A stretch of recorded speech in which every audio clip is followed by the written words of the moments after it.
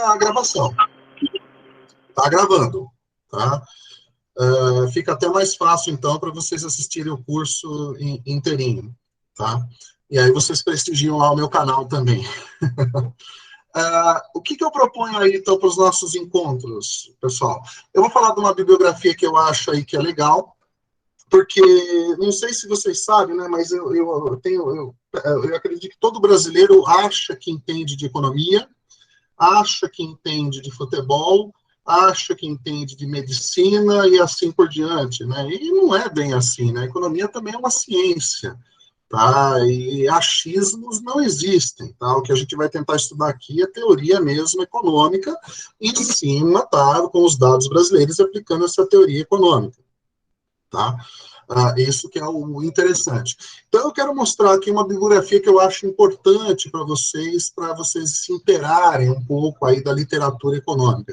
Eu costumo dizer que essa imagem que vocês estão vendo aqui no fundo, tá, não é do Google, essa é da minha casa mesmo, entendeu? Então, eu li um pouquinho, né, eu posso dizer, nessa parte de economia. Eu gosto, não só isso, mas de tudo, praticamente.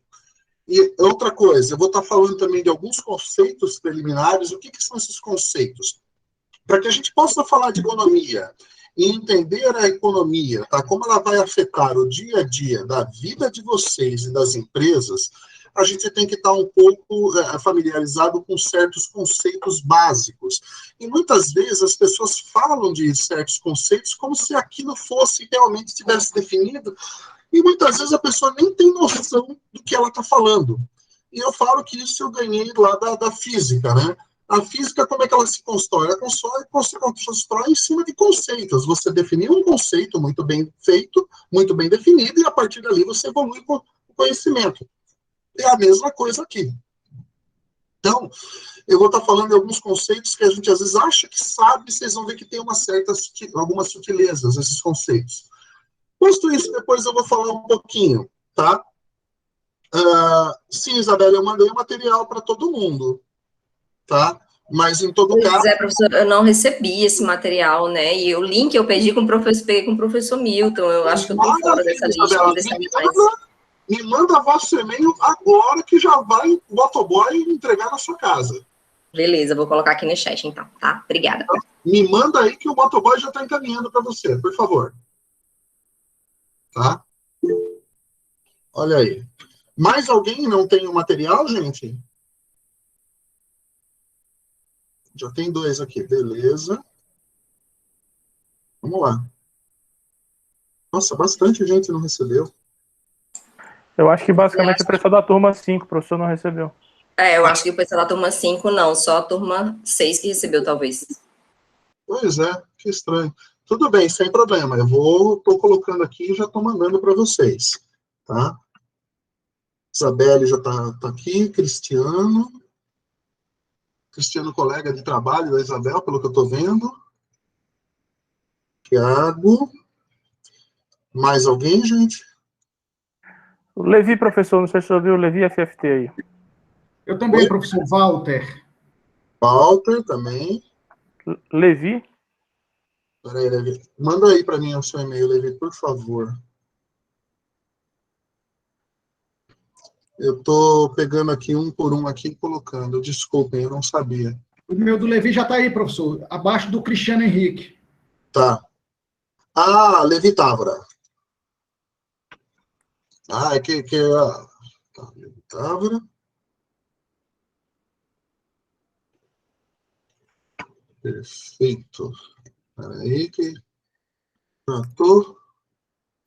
Moisés, professor, também, por favor. Moisés. Mais alguém, gente? Alan, professor, já coloquei. Josa Anne. Maravilha. Vitória também, já coloquei. Vitória. Pessoal, repeta aí para mim que eu tive que me ausentar aqui um segundo. Eu tô pegando o nome para quem é mesmo? O e-mail é para quem não recebeu o material. Certo.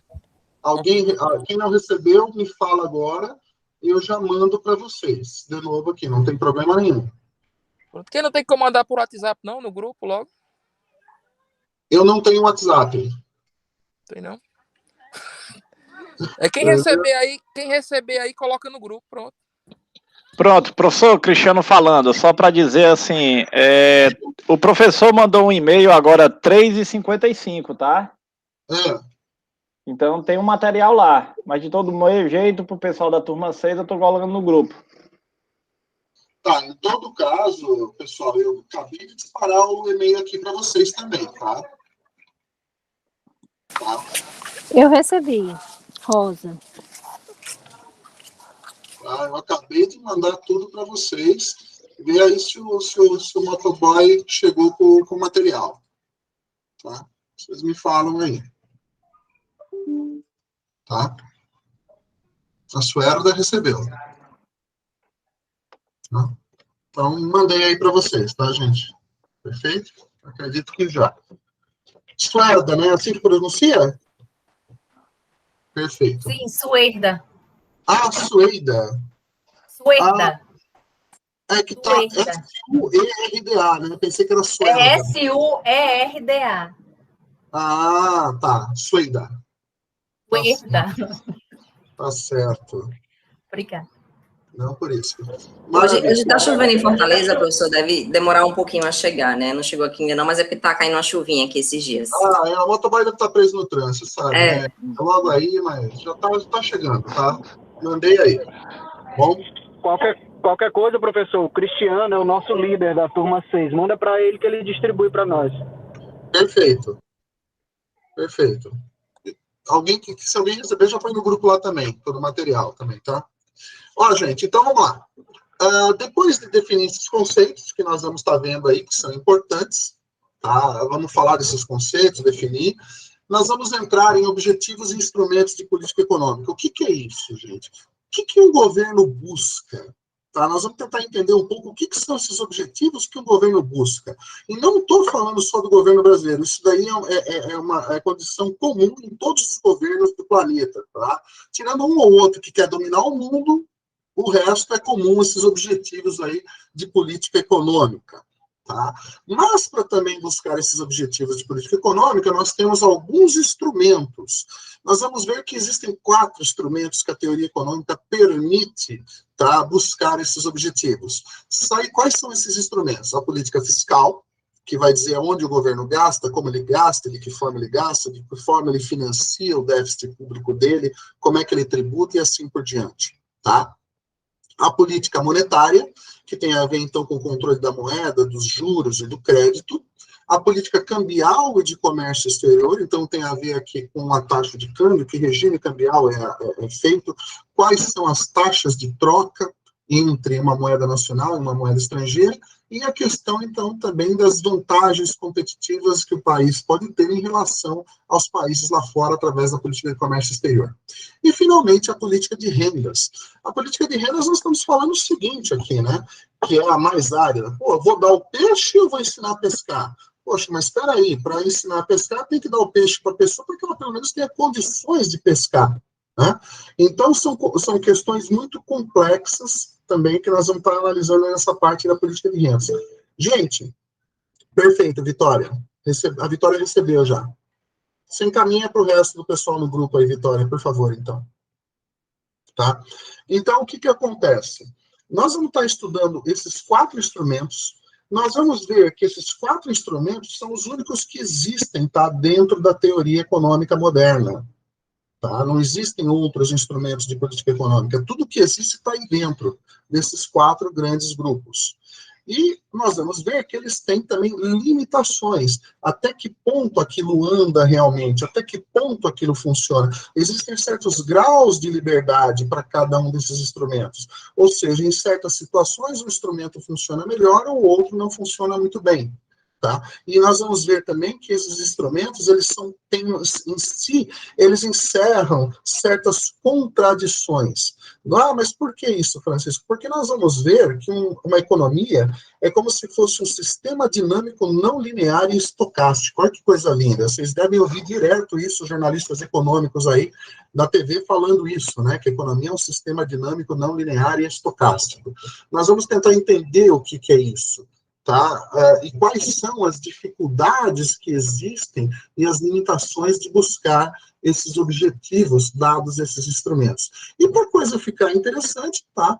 Eu vou estar fechando isso com análise de conjuntura do macroambiente atual, olhando então o Brasil, mais especificamente, como é que o Brasil está nesse mundo. E se não ficaria uma aula, por exemplo, de SLMDP, que algum de vocês aqui que deve já ter feito economia, ou concurso público, ou mesmo alguma graduação, deve ter estudado lá o modelo ISLMBP. Alguém já estudou isso daí? O modelo ISLMBP é um modelo clássico da teoria macroeconômica, tá? Um modelo keynesiano um pouquinho mais sofisticado, tá? Ele foi desenvolvido aí no começo dos anos 70, tá? Mas se eu fosse colocar todas as equações, vocês ficariam malucos, você falar, esse professor viajou na maionese, não vai servir para nada. Então, na verdade, os anos de janelinha me levaram a construir esse modelo, não através de equações extremamente complexas, mas assim, através de dados e gráficos. Então, vocês vão ver que fica bem mais interessante, bem mais legal de aprender. Ok? Legal, então essa é a agenda que eu proponho aqui. Outra questão, gente, bibliografia. Gente, tem bibliografia de tudo quanto é tipo. Claro que existem livros bons, existem livros mais bons, e também existem livros ruins no mercado. Tá? Eu procuro colocar aqui aqueles livros que estão analisados aqui, de certa maneira, de uma forma sem viés, sem nada, na luz da teoria econômica mesmo. Até porque nós temos que entender que economia é uma coisa, política econômica é outra, tá? Política é outra, são coisas completamente distintas, tá ok? Então, quando eu costumo dizer aqui, mas essa política é uma política de direita, é uma política de esquerda, isso não existe em economia, tá? Direita e esquerda é sinal de trânsito para nós, em tese. O que existe é você ter um governo mais alinhado, tá?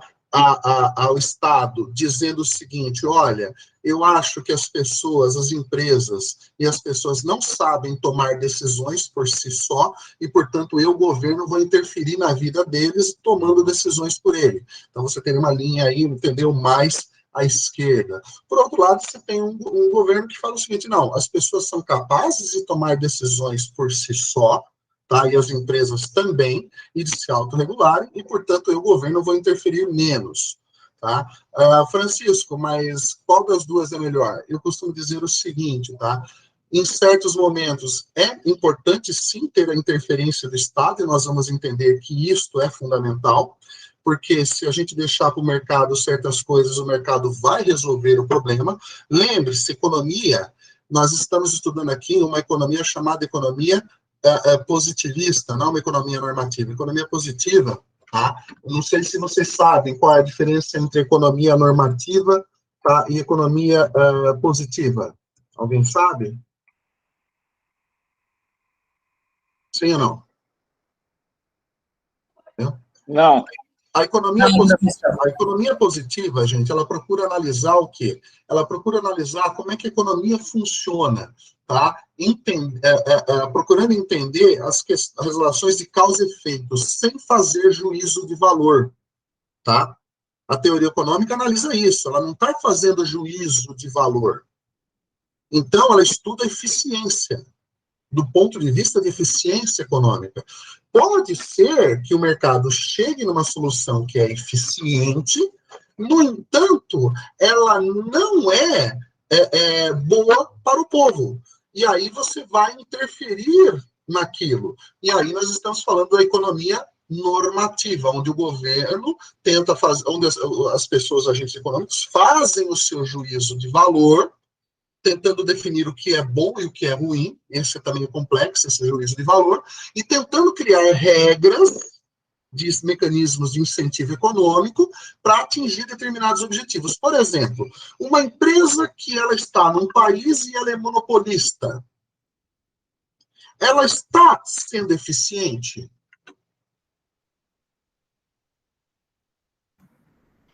Ela está sendo eficiente, ela está maximizando o lucro dela naquela situação. Ela achou uma situação onde ela é a única empresa que tem vantagem competitiva ali naquela região, E, portanto, ela estabeleceu um monopólio e ela está maximizando o lucro dela. Por outro lado, para maximizar o lucro dela, ela faz duas coisas dentro da teoria microeconômica. Ou ela aumenta o preço, ou ela reduz a produção. Qualquer uma das duas, ela está aumentando a receita dela. Na verdade, geralmente ela vai fazer uma composição das duas. Ela aumenta o preço e reduz a produção, para maximizar o lucro. E, portanto, a população pode estar sendo prejudicada. Do ponto de vista da economia positiva, a teoria econômica dita isso. Do ponto de vista da economia normativa, fala, mas peraí, aquela população está sendo prejudicada. Então, deixa interferir aqui o governo, tentando quebrar o monopólio desta empresa e estabelecendo critérios de um mercado mais competitivo. Para ir para um mercado competitivo, onde a competição leva a uma melhor qualidade do produto ou do serviço, com uma redução do preço, satisfazendo mais pessoas. Então, do ponto de vista, da teoria econômica, nós estamos tentando analisar a economia positiva. Claro que em certos momentos, como eu disse a vocês, sim, vai ser necessária a interferência do governo, porque a solução não é uma solução que é boa para a população. Então, posto isso, eu acho que esses livros aqui procuram abordar um pouco isso. E nesse sentido, também, eu costumo dizer o seguinte, gente, nas palavras de um filósofo e economista do início do século XX, chamado Max Weber, não sei se vocês conhecem. Max Weber foi um grande economista e filósofo do começo do século XX.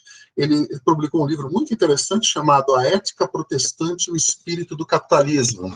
É muito interessante esse livro, eu recomendo que vocês, algum dia, se tiverem curiosidade, leiam.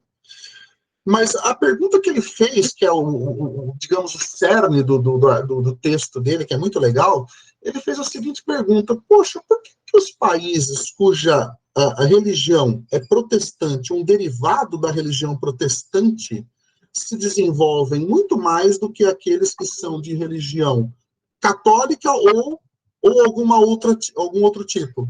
E ele começa a ver que existe uma relação sobre isso. Né? E aí ele escreveu um livro chamado A Ética Protestante e o Espírito do Capitalismo. Muito interessante. Pô, Francisco, então isso daí é a explicação porque o mundo é desse jeito. Não, não é. Não dá para a gente pegar um único espectro do arco-íris e falar essa é a explicação em economia. Não é assim. Tá? E eu vou mostrar um espectro muito grande aqui para vocês. Tem várias vertentes. E eu, na minha humilde pessoa, na minha humilde opinião, eu acho que todas elas se interagem entre si e ajudam a explicar o contexto como um todo. Ok? Mas o Max Weber colocava o seguinte, que, na verdade, para você entender um pouco da economia, você tem que se apegar em três coisas. Primeiro, ter uma sólida formação em teoria econômica, portanto, você tem que entender as relações de causa e efeito dentro da teoria econômica, mas isso não é o suficiente. Você vai ter também que ter uma sólida formação em métodos quantitativos, ou seja, entender dados, como analisar os dados, para que você possa analisar a eficácia de políticas econômicas, e se elas estão dando resultado, atingindo o objetivo proposto. E terceiro, gente, você tem que entender a história desse país, tá? Isso é muito importante, tá, senhoras e senhores? Como diria, né, uma vez um certo presidente falou, nunca antes nessa história do país, isso é uma falácia, isso é uma mentira, tá? A gente tem que entender que o Brasil é o que é, não é por causa do Bolsonaro, não é por causa do Temer, não é por causa da Dilma, não é por causa do Lula, não é por causa do Fernando Henrique, não é por causa do Itamar, não é por causa do Collor, não é por causa do Sarney, não é por causa do João Figueiredo, e assim eu posso ir voltando no tempo. Tá? Cada um desses personagens teve uma participação na história do país marginal. Se vocês começam a estudar a história do mundo e entender o conhecimento do mundo, vocês vão ver que poucas pessoas no mundo tiveram a capacidade de mudar paradigmas, tá? De mudar o mundo sozinho. Jesus Cristo, Buda, Albert Einstein, esse pessoal mudou. Einstein está aí até hoje, né? Então, ele está provando certas coisas que ele pensou há um século atrás e ainda estão descobrindo, né? Os pensamentos de Buda, de Jesus Cristo e assim por diante. Tá? Então, são poucas pessoas que mudaram o paradigma. E na história do Brasil, nós temos que entender que todos esses personagens que eu citei a vocês, para vocês, eles têm uma participação marginal. Então, nós temos que entender o contexto da formação do Brasil também. E isso é uma coisa muito interessante, né? Eu brinco, por exemplo, com os meus alunos, eu falo o seguinte, já pega da palavra brasileiro. Brasileiro. Vocês sabem o que significa a palavra brasileiro?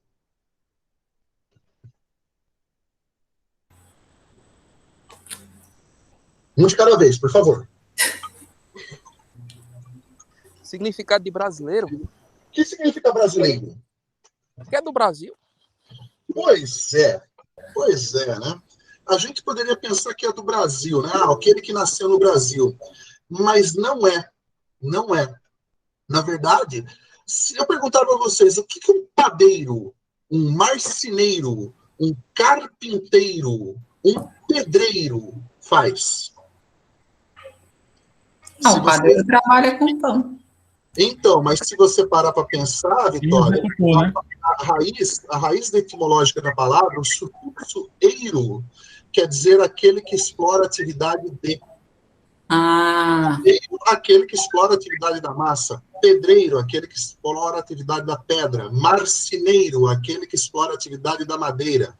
Carpinteiro, aquele que explora também a atividade da madeira. Brasileiro, aquele que explora o Brasil. O Brasil. Era a profissão do português que vinha para o Brasil. O que você é? Eu sou brasileiro. Não quer dizer que você nasceu no Brasil. Na verdade, quer dizer aquele que explora o Brasil. Era a profissão do português que vinha para cá. Entendeu? Tanto é que as pessoas falam, né? Quem nasce na Colômbia é colombiano, quem nasce na América é americano, quem nasce na Itália é italiano. O certo seria brasiliano. Eu falo que até na palavra nós estamos errados. Nós todos aqui, quando falamos que somos brasileiros, quer dizer, a gente explora o Brasil. Esse é o sufixo eiro, o que ele diz, aquele que explora a atividade de. Olha que interessante. E ficou Isso é falar com o professor. Brasiliano. Brasiliano, né? Brasiliano. O italiano fala bem assim, tu és brasiliano. Né? O Walter tem cara de italiano lá, entendeu? Não é isso, Walter? Não é? Então, mas é bem interessante isso. Então, gente, a gente tem que entender um pouquinho da história. Por isso que eu estou falando que esses livros aqui são muito interessantes. O Economia Brasileira, Fundamentos e Atualidades, do Antônio Lanzana, ele é um livro que pega desde os planos de estabilização da década de 80 até agora. Tá? Então, é um livro muito light, prático, levinho. O Antônio Lanzana é um colega meu, tá? Foi meu professor da USP, amigo pessoal. Tá? A maioria dos caras que estão aqui é quase tudo amigo meu também, inclusive, né? Porque é engraçado, né? A maioria dos livros veio daqui da região, né? Então, mas esse livro é muito legal porque ele pega esse período aí da estabilização dos planos de estabilização dos anos 80 até agora, tá? É um livrinho light, bem tranquilinho de ler. Vale bem a pena. Por outro lado, eu gosto muito também desse livro do André Lara Rezende, chamado Os Limites do Possível, a Economia Além da Conjuntura. Esse é um livro que ele não é só de economia, tá? Ele é um livro de filosofia econômica. Ele tenta analisar a economia de um ponto de filosofia econômica, e isso é uma coisa muito interessante. Está faltando gente pensando do ponto de vista de filosofia econômica, tá? E ele é muito interessante nesse sentido. É um livro que eu falo que vale a pena você deixar na cabeceira da cama para ler de vez em quando. Uma leitura muito agradável, muito gostosa, tá? Esse outro, Desenvolvimento Econômico, uma perspectiva brasileira, tá? Foi um livro que o Fábio Jambiage, com vários autores, cada um fez um capítulo, analisando por que o Brasil não se desenvolve, quais são as dificuldades do país se desenvolver, tá?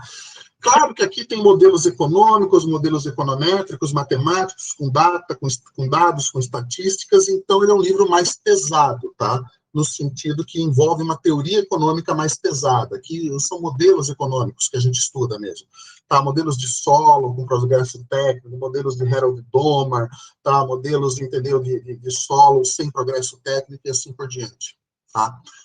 Um outro livro também que eu acho muito interessante é o seguinte...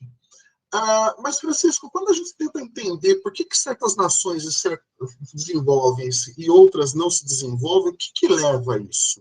Nós vamos ver, no nosso segundo ou terceiro encontro, tentar analisar um pouco isso. Mas um autor que conseguiu, com uma certa maestria, olhar todas essas vertentes que eu vou falar e escrever isso daí de uma forma muito acessível a todo mundo, tá? De fácil entendimento, é esse do Daron Acemoglu, tá? Chamado Why the Nations Fail. Por que as nações, tá? Por que as nações fracassam? Já tem tradução para o português, eu não vi a tradução para o português, tá? Quando lançou eu tinha já a versão em inglês e continuei com ela. Mas é muito interessante, vale muito a pena. Tá? E um outro autor que eu sou muito fã de carteirinha, prêmio Nobel, ele é um dos criadores do IDH, o Índice de Desenvolvimento Humano, tá? E ele estudou muito essa questão de desigualdade, pobreza, por que isso existe, é o Amartya Sen. E aí tem alguns livros que eu gosto muito, esse, por exemplo, As Pessoas em Primeiro Lugar, do Amartya Sen, que é muito legal. Esse Escolha Coletiva e Bem-Estar Social, também, do Amartya Sen. Essa é uma coisa muito complicada, né, da escolha coletiva e do bem-estar social.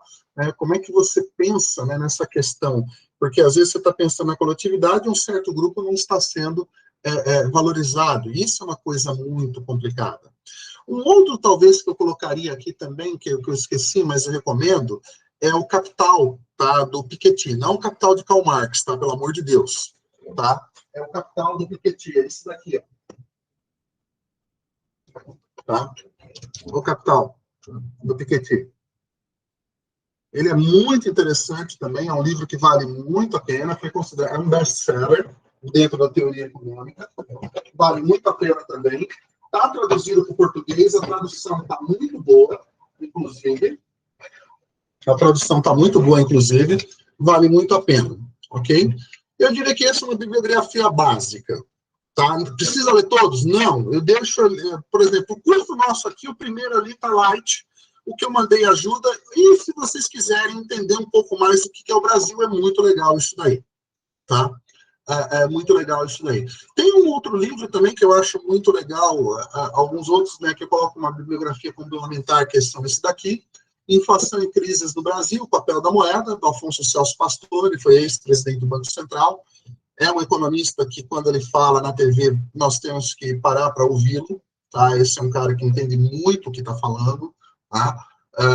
Ele foi professor meu lá na USP, no último ano, quando eu entrei em economia, ele estava se aposentando, ele estava saindo da FEA, né, lá em 95, né, e eu lembro que ele fez a aula magna minha, que a aula magna é a aula que você faz de introdução para os alunos.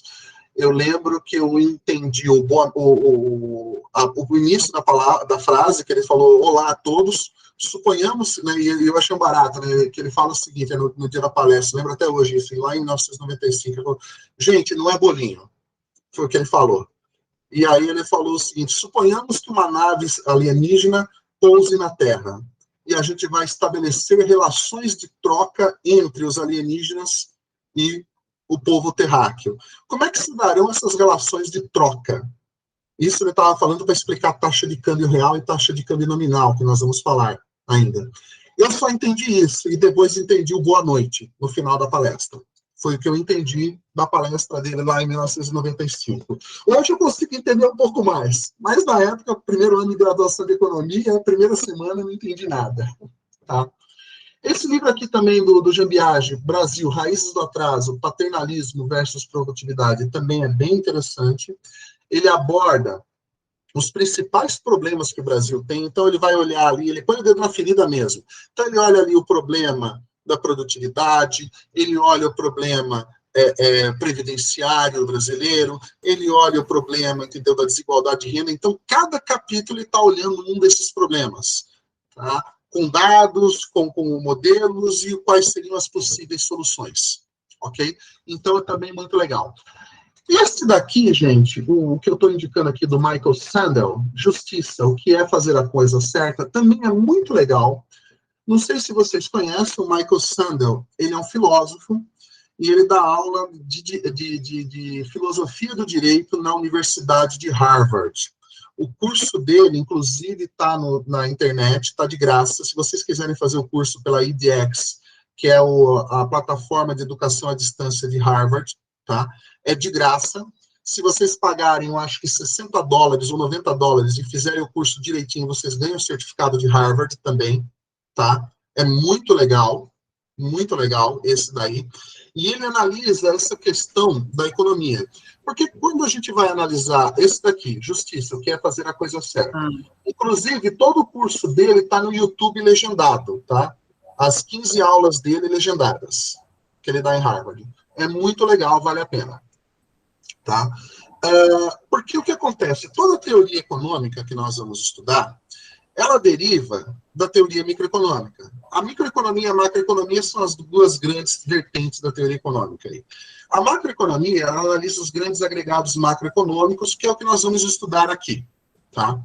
Ela é uma teoria mais recente, pode-se dizer que o pai dela é John Maynard Keynes, quando publicou lá em 1936 a Teoria Geral do Emprego, da Renda e da Moeda, tá? Que é o livro clássico dele, que foi o que tirou os Estados Unidos da Grande Depressão de 29. Tá? Nós vamos falar bastante sobre isso. E aí que se lançou o que a gente chama de moderna teoria macroeconômica. Foi ali com a publicação desse livro do Keynes, lá em 1939. Tá? Não sei se algum de vocês já ouviu falar dele, do Keynes. Sim ou não?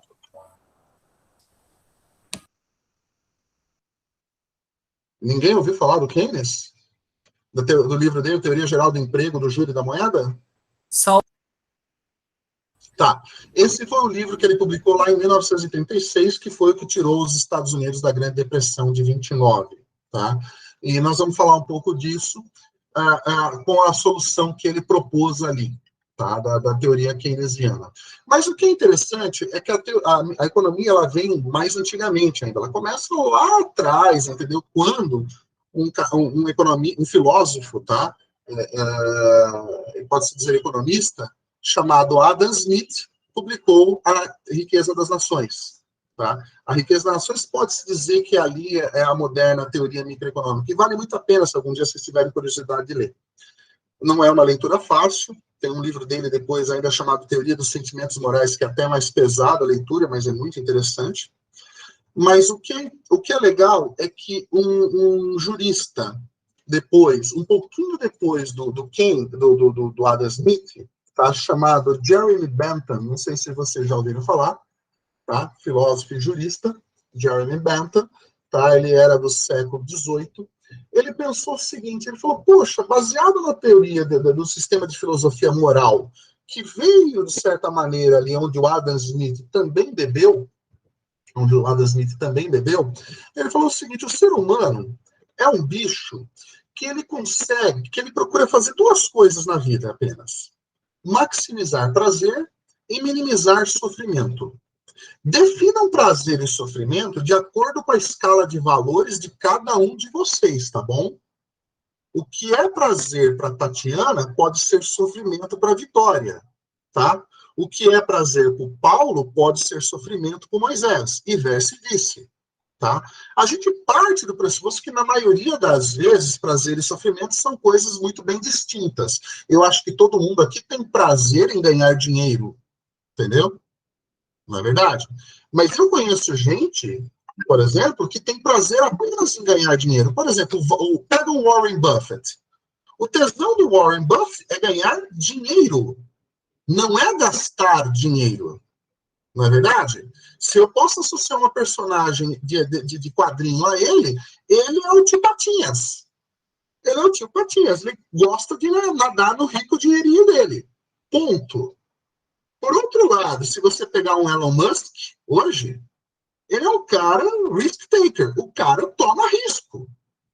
Tem que dizer, um cara que montou um negócio, começou ali com PayPal, e depois ele falou, eu vou construir foguete para mandar o homem à Lua de forma privada. O cara falou, você é louco, cara. E mais do que isso, eu vou fazer carro elétrico. Você vai concorrer com Ford, com GM, com Volkswagen, você ficou louco. E o cara fez. Entendeu? E fechou um contrato com a NASA só de $2 bilhões para mandar foguete, para mandar satélite. A Tesla hoje é um sucesso. Então, para vocês verem, ele é um outro tipo. Mas, na maioria das vezes, nós conseguimos ordenar do que é menos prazeroso para o que é mais prazeroso dentro dessa filosofia moral. E isso é o que nós criamos dentro da microeconomia, chamada de teoria utilitarista. Ou seja, o ser humano, ele procura maximizar prazer e minimizar sofrimento, e ordenar isso do que é menos prazeroso para o que é mais prazeroso.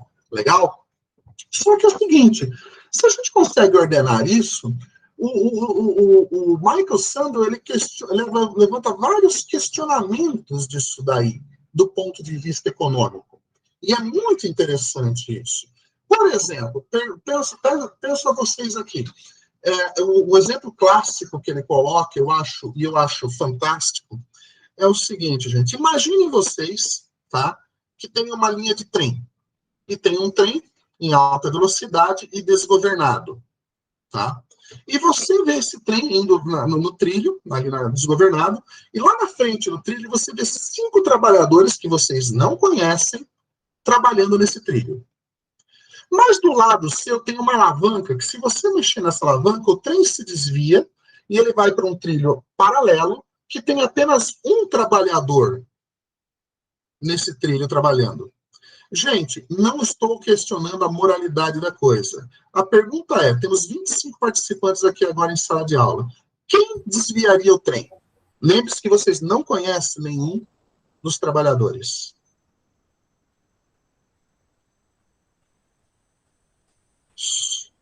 Desviaria para matar só um. É melhor um morrer do que 5. Dos 25, vocês acham que a maioria que desviaria o trem? Eu sim, professor. Eu desviaria também. Isso. Beleza, vamos lá então. Qual foi o que vocês pensaram dentro do termo de filosofia moral? Vocês falaram o seguinte, poxa, 5 vidas vale mais do que uma. Sim. Foi isso, ou seja, vocês pegaram um negócio chamado vida, um valor, valoraram aquilo, colocaram numa escala de grandeza, somaram essa escala de grandeza e compararam. Então, 5 vidas vale mais do que uma. Uhum. Ou seja, o critério está muito bem claro. Vamos apimentar um pouquinho esse experimento mental nosso. Imagine o seguinte, imagine que quem está naquele outro trilho de trem sozinho é o seu ente mais querido. A sogra não vale, tá? Porque a sogra a gente falia, não. Sempre tá? Maldade. Não trocaria, não. Imagine que é o seu ente mais querido. Não trocaria. Pois é, aonde foi agora que 5 vidas valem mais do que uma? Ou seja, toda aquela filosofia moral que você construiu de otimização baseada em que você ordenou do que é maior para o menor, furou. Ela furou completamente. Ah, Francisco, mas isso não existe no mundo real. Ah, não existe no mundo real? Pega o contexto do Covid agora. Você é um médico que está numa UTI, plantonista, tem 5 leitos de UTI lá, entendeu?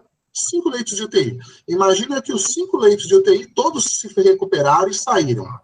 Tem 6 pessoas, 7 pessoas lá fora. Em situação grave, gravíssima. Tá? Aí imagine o seguinte, gente. Desses 7 que estão em situação gravíssima, 2 são idosos.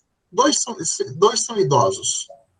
São idosos que ficaram em casa direitinho, fizeram tudo direitinho. 5 foram aqueles que foram para balada, foram pro funk, não estavam nem aí. E você só tem 5 leitos de UTI. O médico vai ter que tomar uma decisão. Provavelmente o critério dele vai falar, poxa, por mais que de repente aqueles que foram para o funk e não tiveram nem aí, merecessem talvez morrer, eu tenho que pensar que esse tem um tempo de vida útil muito maior e pode contribuir muito mais para a sociedade do que aqueles 2 são idosos. Olha que coisa.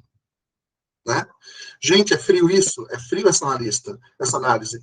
Tanto é que, por que em guerra, entendeu? Os militares são mais velhos e mandam os jovens para a guerra? É baseado no mesmo princípio de filosofia moral. Ele está maximizando a utilidade. Teoricamente, os mais velhos têm mais conhecimento na cabeça, e, portanto, podem reconstruir a sociedade. Os jovens não têm tanto. No caso ali, o médico procurou organizar isso dentro do que é mais útil para o que é menos útil. Olha que loucura. Francisco, o que isso tem a ver com economia? Vai ter a ver tudo com economia. Por quê? Porque quando você vai fazer, por exemplo, uma política de rendas, ela não vai conseguir pegar todo mundo. Certo grupo vai ser prejudicado, certo grupo não será atendido. Como é que você avalia isso do ponto de vista de filosofia moral? Então, é muito legal esse livro, porque o Sandel levanta essas questões. Para quem trabalha com direito, também é muito legal isso. Tá? A crítica que eu tenho ao livro dele, ele levanta todas essas dúvidas, que a teoria econômica não consegue explicar, mas ele também não propõe nenhuma proposta. Tá? Ele só consegue fazer as críticas, as soluções ele não propõe. Mas essa é a grande questão. Eu falo, é fácil criticar. Mas, às vezes, para as pessoas que não sabem nem fazer a pergunta, é interessante dar uma lida, vale muito a pena. E o curso está inteirinho de graça na internet. Então, vale muito a pena vocês explorarem isso daí. Tá bom? E o último livro que eu indicaria para vocês, eu esqueci de colocar, gente. Também. Como é que faz o curso, professor? Vocês entram no site da EDX. Bota na mensagem, por favor, professor. Entra no Google, tá? E digita EDX, que vai aparecer já de cara, tá, para vocês, que é o site deles lá da Universidade de Harvard, tá? Ah, tá bom. Muito legal. E o último que eu iria ditar para vocês também, eu só preciso... aqui, ó. Esse daqui que é legal, esqueci de colocar. Do Albert Fischlow, tá? Chamado O Novo Brasil. Esse daqui é muito interessante porque é o seguinte, ele é professor na Universidade da Califórnia, em UCLA. Então, ele é um economista americano que mora nos Estados Unidos, só que ele estuda economia brasileira, ele é um brasilianista. Então, é muito interessante, às vezes, ter uma visão de alguém lá de fora falando do Brasil. Tá? Então, também é um outro livro que é muito legal aí, se algum dia vocês tiverem curiosidade, tá? Então, chama esse daqui, O Novo Brasil, Albert Fischlow. Tá? Bem legal, vale a pena. Ok? Eu acho que com isso vocês estão muito servidos aí de literatura. Outra questão também que é importante, gente, dados. Onde buscar dados? Onde buscar informações? Como buscar isso? E, infelizmente, senhoras e senhores, o Brasil ele tem um problema muito sério. Tá? O Brasil ele não tem hábito de guardar dados, de guardar estatísticas, tá? O Brasil, IBGE e todos os órgãos aqui, o problema deles muitas vezes é, eles mudam metodologias de cálculo das séries temporais deles e eles não refazem isso para trás. Então você não tem séries que você pode analisar a evolução disso ao longo do tempo na história. É péssimo isso. Mas, e tem uma outra questão. O Brasil teve um período inflacionário muito grande. E esse período inflacionário muito grande distorceu muito as variáveis. Tá? É até uma pergunta que eu proponho para vocês tentarem me responder até a próxima aula de amanhã. Qual foi o tamanho... É isso daí mesmo, Vitória. Qual foi o tamanho da inflação do Brasil acumulada pelo IPCA e pelo IGP de 1980 até julho de 1994, quando teve o Plano Real? Ou até hoje? Pense em algum número e tentem depois me falar. Quanto vocês acham que foi a inflação do Brasil? Alguém tem alguma noção? Eu já jogo aí na casa das centenas de milhões. Centenas de milhões, Cristiano? Tá frio, cara. Você tá frio, meu amigo. Gelado. É na casa dos trilhões. Na casa dos trilhões. Algo em torno de mais ou menos 45 a 60 trilhões, dependendo do indicador. 60 trilhões e por cento, tá? Então, para vocês terem uma ideia, a distorção que isso gera nas variáveis, que é dificílimo trabalhar. Ok? Bem, mas, tirando essas dificuldades, onde buscar as informações? Gente, Banco Central do Brasil tem lá os indicadores econômicos consolidados, que é muito bom, tá? Outro que eu recomendo, o IPEA Data. Vocês conhecem o IPEA Data? Alguém já ouviu falar? Sim ou não? Não? Deixa eu mostrar para vocês, então, aqui, que isso vale muito a pena para vocês conhecerem, tá? Deixa eu colocar aqui a tela inteira.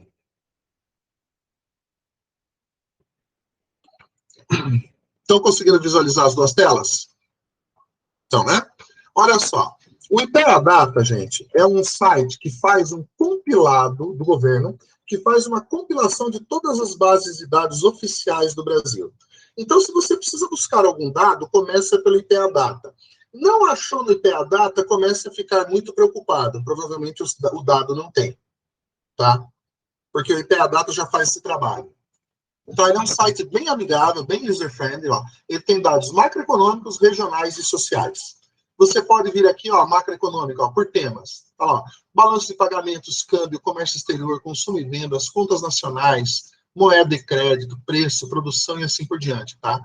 Você pode vir, ó, por fontes. Olha lá, ó, todas as fontes de dados que fornecem dados, por periodicidade, os dados regionais, ó, agropecuária, comércio exterior, consumo e vendas, contas regionais, ou seja, por região do Brasil, tá? E dados sociais, ó, assistência social, demografia, habitação, saúde, renda e assim por diante. E você pode vir aqui e pedir o que você quer, ó. Por exemplo, eu quero o PIB do Brasil, ó. E por que eu vou digitar Brasil? Porque se eu digitar PIB, vai vir PIB do mundo inteiro. E já pedindo do Brasil, que é um dado macroeconômico, gente, vai vir mais de 200 séries de dados, para vocês terem uma ideia. Olha só, 187 séries, para vocês terem uma ideia. Vocês podem selecionar quantas séries vocês quiserem, tá? E pode selecionar também o seguinte, gente. Pode escolher, ó, o tipo de unidade que você quer, a frequência, tá? E o período da série, ok? Clicou em cima da série, ele vai dar a explicação do que é a série, a fonte, tá? E a série em si aqui, ó, o gráfico. Ok? E a base de dados aqui embaixo. Não precisa arrastar, é só vir aqui, ó. Tem um Excelzinho aqui do lado, ó. Clicou aqui no Excelzinho, tá? Ele vai salvar a série. Você abriu a série, ó, baixou. Ele vai vir para você de forma meiga e carinhosa, gente. Quantas séries você selecionar, quantas séries vai vir na planilha Excel separado por abas, tá? Então, vale muito a pena vocês darem uma olhada nisso. Olha lá, tá aqui a série, ó. Olha que bonitinha. Tá ali, ó. Opa. Deixa eu mostrar aqui, ó. Olha lá. Tá ali a série. Bonitinha. Tá? Mais fácil que isso, impossível, né, gente? Mais fácil que isso, impossível. Tá? Legal. Um outro site que eu recomendo é o IBGE. O IBGE ali, entendeu? Tem algumas séries muito interessantes, principalmente quando você quer olhar o núcleo da inflação do Brasil, que nós vamos falar.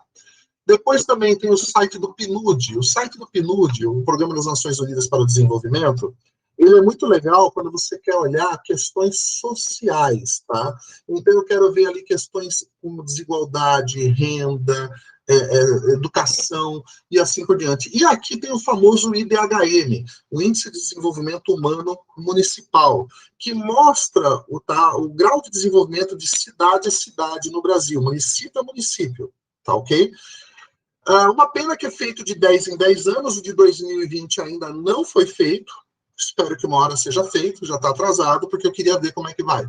E aqui dentro também é muito legal, gente, que tem o relatório de desenvolvimento econômico, que é muito legal vocês darem uma olhada, tá? O relatório de desenvolvimento econômico. Então, vale muito a pena, tá? Vocês darem uma olhada e explorarem o site do PNUD, tá? Aqui, ó, relatório desenvolvimento humano. Tá? Tem o relatório de desenvolvimento humano Brasil, tá? E o relatório de desenvolvimento humano global, tá? Os dois é muito legal. Um só olha Brasil, tá? E o outro só olha olha o planeta, tá? Esse relatório vale muito a pena. Vale muito a pena. Ele vai olhar aí as questões do Brasil, tá? E muito legal. E aqui também tem o IDHM, Índice de Desenvolvimento Humano Municipal. Se vocês estão fazendo análise de projeto de municípios, é muito legal analisar o IDHM, porque ele tem todinho aqui, ó. Tá aqui, ó. No primeiro lugar em termos de desenvolvimento humano, São Caetano do Sul, gente. O IDH ele é um número que varia entre 0 e 1, tá? 0 é o inferno e 1 é o paraíso. E qualquer coisa entre 0 e 1 aí são os diferentes níveis de purgatório. Tá? Então, hoje, o município considerado o maior desenvolvimento humano do Brasil é São Caetano do Sul, ó, 0,862. Tá? Com um IDH de renda de 0,891, longevidade 0,887 e educação 0,811. Tá? Depois, ó, São Pedro, Florianópolis, Camboriú, Vitória, Niterói, tá? E assim por diante. Brasília, a cidade, não o entorno, tá?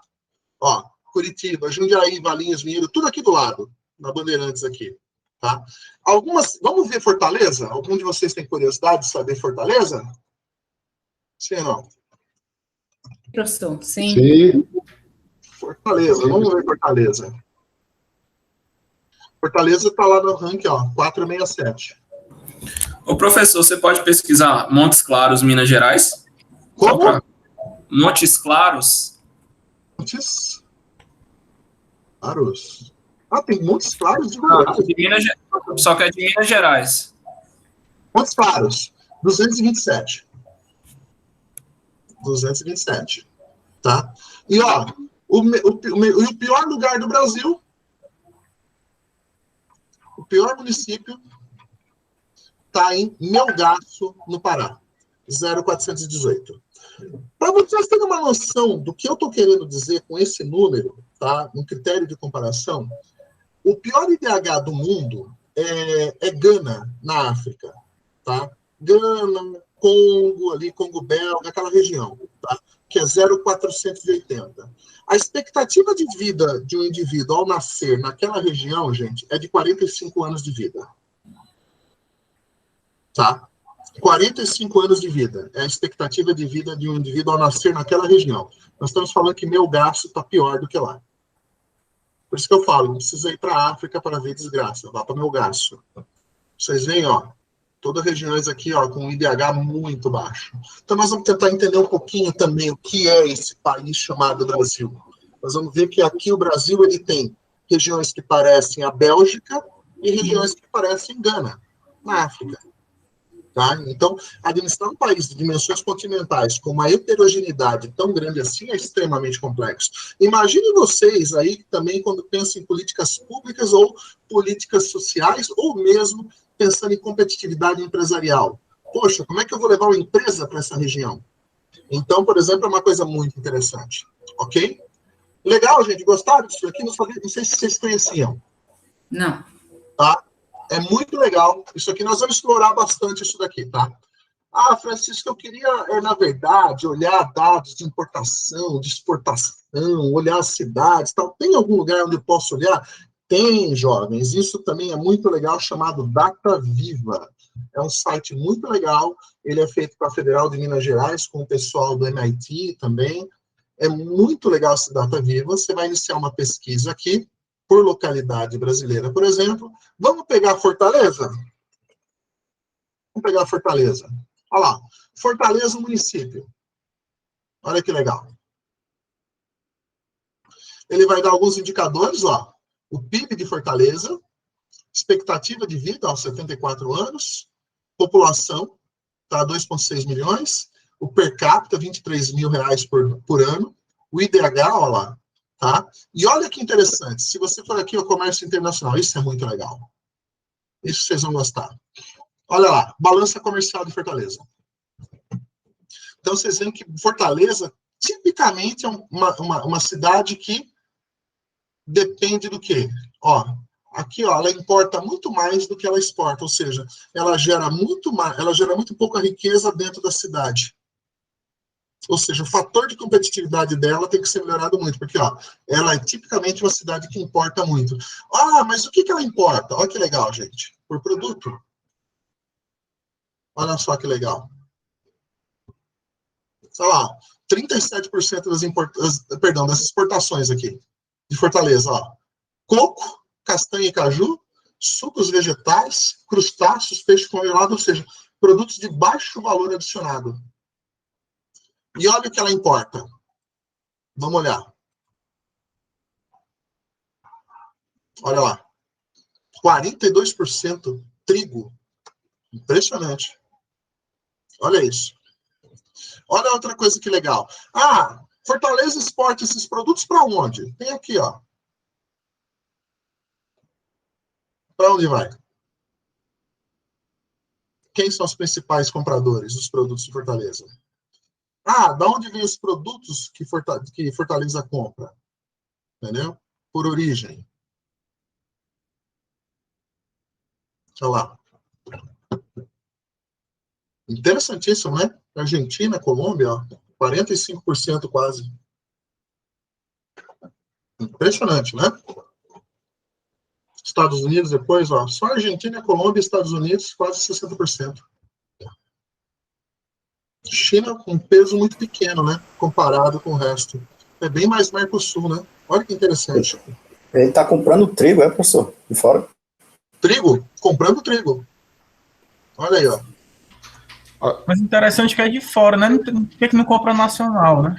Mas é porque nós temos o nosso... Nós temos aqui o nosso moinho, que é o Desbranco, né? Que é um dos maiores do Brasil, e o Brasil não é produtor suficiente de trigo, né? Ele importa quase todo o trigo que ele faz. Porque o trigo ele depende de condições climáticas muito específicas. Ele é plantado praticamente no sul do país só. Né? E só para vocês terem uma ideia, o trigo também passou por um problema sério nos últimos anos agora, de uma seca que deu no sul. Centro-Oeste também, não, professor? É. Centro-Oeste, muito forte. Eu não sei se é de conhecimento seu, professor, mas tem um cearense aqui que está estudando produção de trigo, se eu não me engano, na Serra da Ibiapaba, e ele está conseguindo produzir, se eu não me engano, 5 vezes mais por hectare do que se produz lá no sul. Aí em cima? Aqui na Serra de Ibiapaba, que é uma serra, é um clima de serra que nós temos aqui, deve ser na faixa de 18 graus e tal. Isso. Mas tá aí, essa é a questão da Paulo. Ele está conseguindo produzir 5 vezes mais por hectare o que o pessoal produz aí no sul. Olha aí, é que essa região da Serra de Ibiapaba, o Afonso já me falou, o professor Afonso, é uma região que é muito fria, né? A temperatura ela é bem determinada no ano, né? É isso, né? Isso, é. Se você tem esse clima bem controladinho e frio e tem água, pô, tem que produzir mesmo. É verdade. Olha aí que legal. Então, gente, isso aqui é um site que vale muito a pena vocês explorarem também o IPA Data. Tá? Se vocês quiserem olhar dados no mundo, eu recomendo o site do FMI, tá? O International Monetary Fund, o IMF.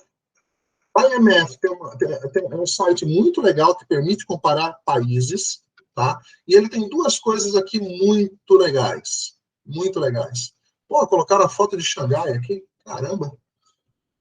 E eu já fiquei nesse lugar aqui, vendo isso daqui, gente. Por incrível que pareça, mas não era tão poluído assim, não. Né? Olha só, aqui ele tem uma coisa muito legal, que é o seguinte, ó. É o IMF Data Mapper, tá? E, além do IMF Data Mapper, o World Economic Outlook. Esse World Economic Outlook é o banco de dados do FMI, tá?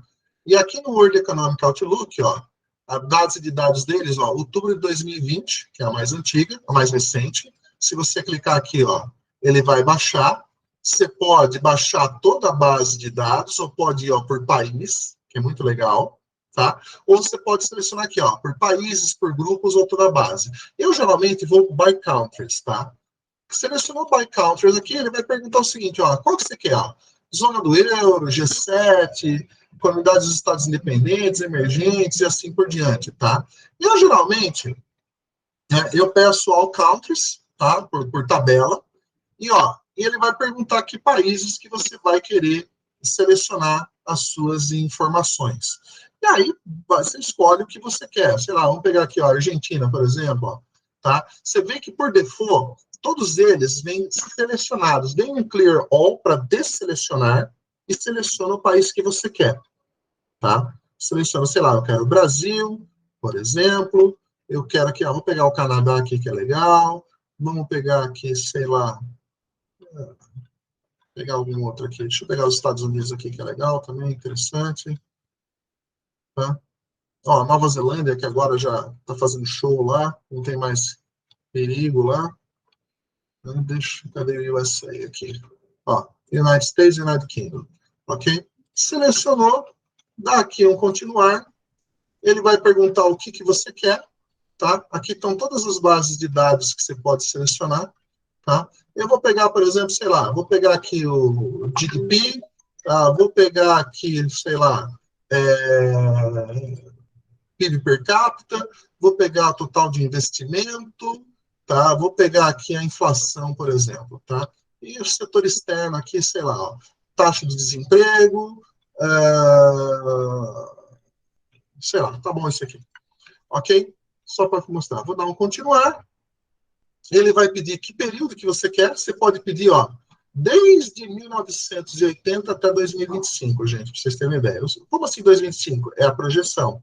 Ou seja, o FMI faz projeção, você pode pegar a projeção do país, tá?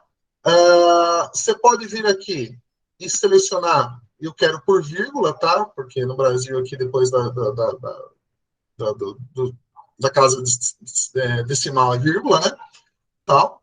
Vou pedir para ele preparar o report, e ele vai aqui, ó, selecionar tudo. Gente, dá um download aqui, olha que coisa legal. Vai salvar aqui em Excel, tá? Salvou em Excel. Fala, Sueda. Professor, não é querer fugir um pouco da aula, não. É só para perguntar se vai ter intervalo. E a aula é até às 9, né? Até às 9. Aí o intervalo, você vai fazer quantos minutos? Vou dar uns 10 minutinhos de intervalo, tá bom? De que horas? Só para ir no banheiro e tudo mais.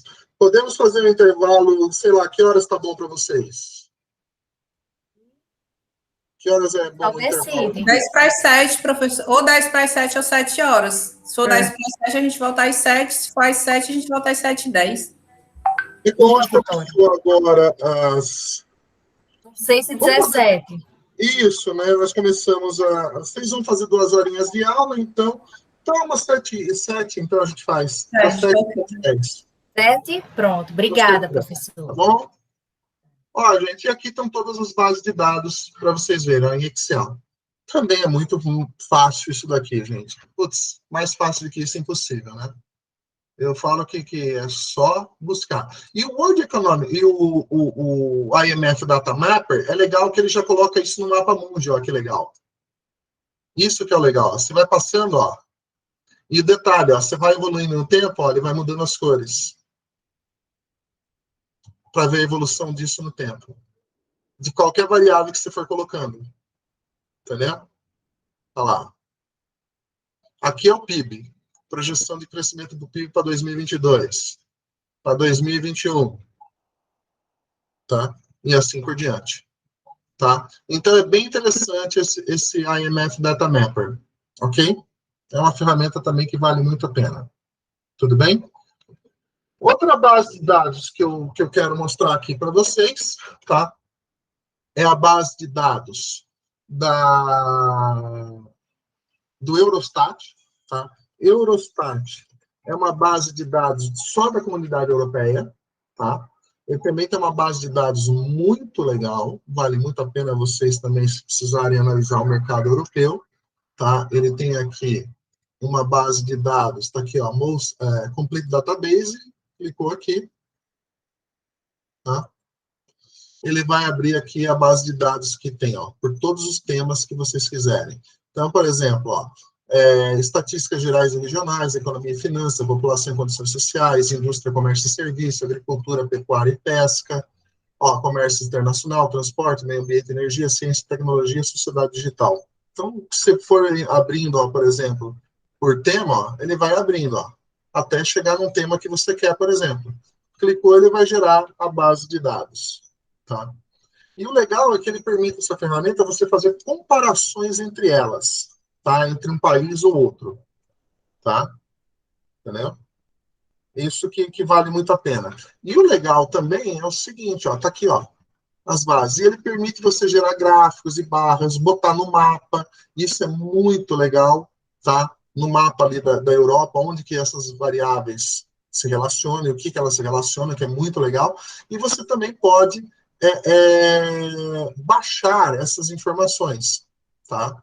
Vocês podem baixar essas informações, tá? Você vai colocar um nome, tá? Tá? Save Asset Flux, e ele vai salvar. E aí você escolhe, tá, isso em Excel. Ok? Então, vale muito a pena aí também uma base de dados bem rica para vocês. A base de dados aqui, tá, da FAO, do Banco Mundial também é bem legal. Da FAO é só da área de agricultura. Tá? Então, se vocês querem saber o que cada país está produzindo, negociando, comercializando, tal, é o site da FAO, tá? Food and Agriculture Organization. O dado da RAIS, tá? É sobre informações sociais. Então, se você quer ver o quanto foi gerado de emprego por setor, o quanto foi gerado de desemprego, o salário médio, assim por diante, é a relação anual de informações sociais. E esse daqui tá a Instituição Fiscal Independente, tá? Que é esse daqui que está dentro do Senado. Ela é responsável por toda a parte de políticas fiscais no Brasil. Então, se você quer analisar o quanto o município está gastando, o que ele está gastando, de que forma ele está gastando, políticas na área fiscal, essa Instituição Fiscal Independente é fantástico. Pouca gente conhece esse site, gente, e está dentro do Senado, essa instituição. E é seríssima, tá? Para vocês terem uma ideia. Mas quase ninguém conhece. Eu acho que com isso, gente, vocês estão com uma base de dados aí para brincar pro resto da vida. Até para os trabalhos que vocês têm que fazer aí a sua dissertação de mestrado, vocês podem buscar essas informações aí e usar. Né? Dados secundários, mas dados secundários de fontes oficiais. Ok? Legal, gente? Perguntas? Não dúvidas? Tranquilo até aqui, gente? Tá. Maravilha. Então vamos complicar um pouquinho, né? Senão não tem graça. Vamos lá, tá muito fácil. Legal. Gente, então, o que nós estamos vendo aqui? Nós estamos analisando um pouco a questão da macroeconomia, vendo, então, o quê? Como é que os grandes agregados macroeconômicos vão se comportar e como é que isso vai afetar a tomada de decisão das empresas, tá? Então, a gente vai analisar aqui os grandes agregados macroeconômicos. Então, como é que o consumidor, como um todo, a massa de consumidores se comporta. Nós não estamos analisando aqui o comportamento de um único consumidor, tá? Não é isso que me interessa aqui, tá? Eu não estou analisando aqui o comportamento de um único consumidor, o comportamento de uma empresa, que é o âmbito da teoria microeconômica. Aqui eu estou analisando o seguinte, que variáveis explicam o comportamento da massa de consumidores no Brasil? Que variáveis explicariam o comportamento, tá, da maioria das empresas no Brasil, tá? Isso que é o interessante que a gente quer ver aqui, tá? E nós vamos tentar entender as relações entre essas variáveis. Quais são as relações de causa e efeito para fins de eficácia de política macroeconômica. Então, por exemplo, sei lá, o Paulo Guedes está tentando fazer aí a reforma fiscal. Tá, se essa reforma fiscal for aprovada, de que forma ela vai impactar na economia? Como é que ela vai nos afetar do ponto de vista de empresas e do ponto de vista de consumidor? Como é que vai se dar essas relações entre essas duas forças de mercado, que é o lado da oferta agregada e da demanda agregada? Como é que isso vai afetar esse equilíbrio macroeconômico? Tá? E outra coisa também é que a gente sempre faz uma análise ex ante e ex post. E por que isso daí, gente? Por um único motivo, tá? Que, como eu disse a vocês, tá? A teoria econômica, ela se baseia em princípios, entendeu? De tomada de decisão, ou seja, que o ser humano é racional, e sendo racional, ele toma uma decisão inteligente, procurando maximizar, então, o quê? O prazer e minimizar o sofrimento dele. O problema é que essa racionalidade não é tão racional assim. Tá? Eu mostrei agora esse exemplo aí para vocês, entendeu? Do trilho de trem. Né? A nossa racionalidade, no segundo exemplo, e a gente vai dizer que é racional, mas não é. Imagina você como um gestor de política pública. Você não pode deixar se levar pelas emoções.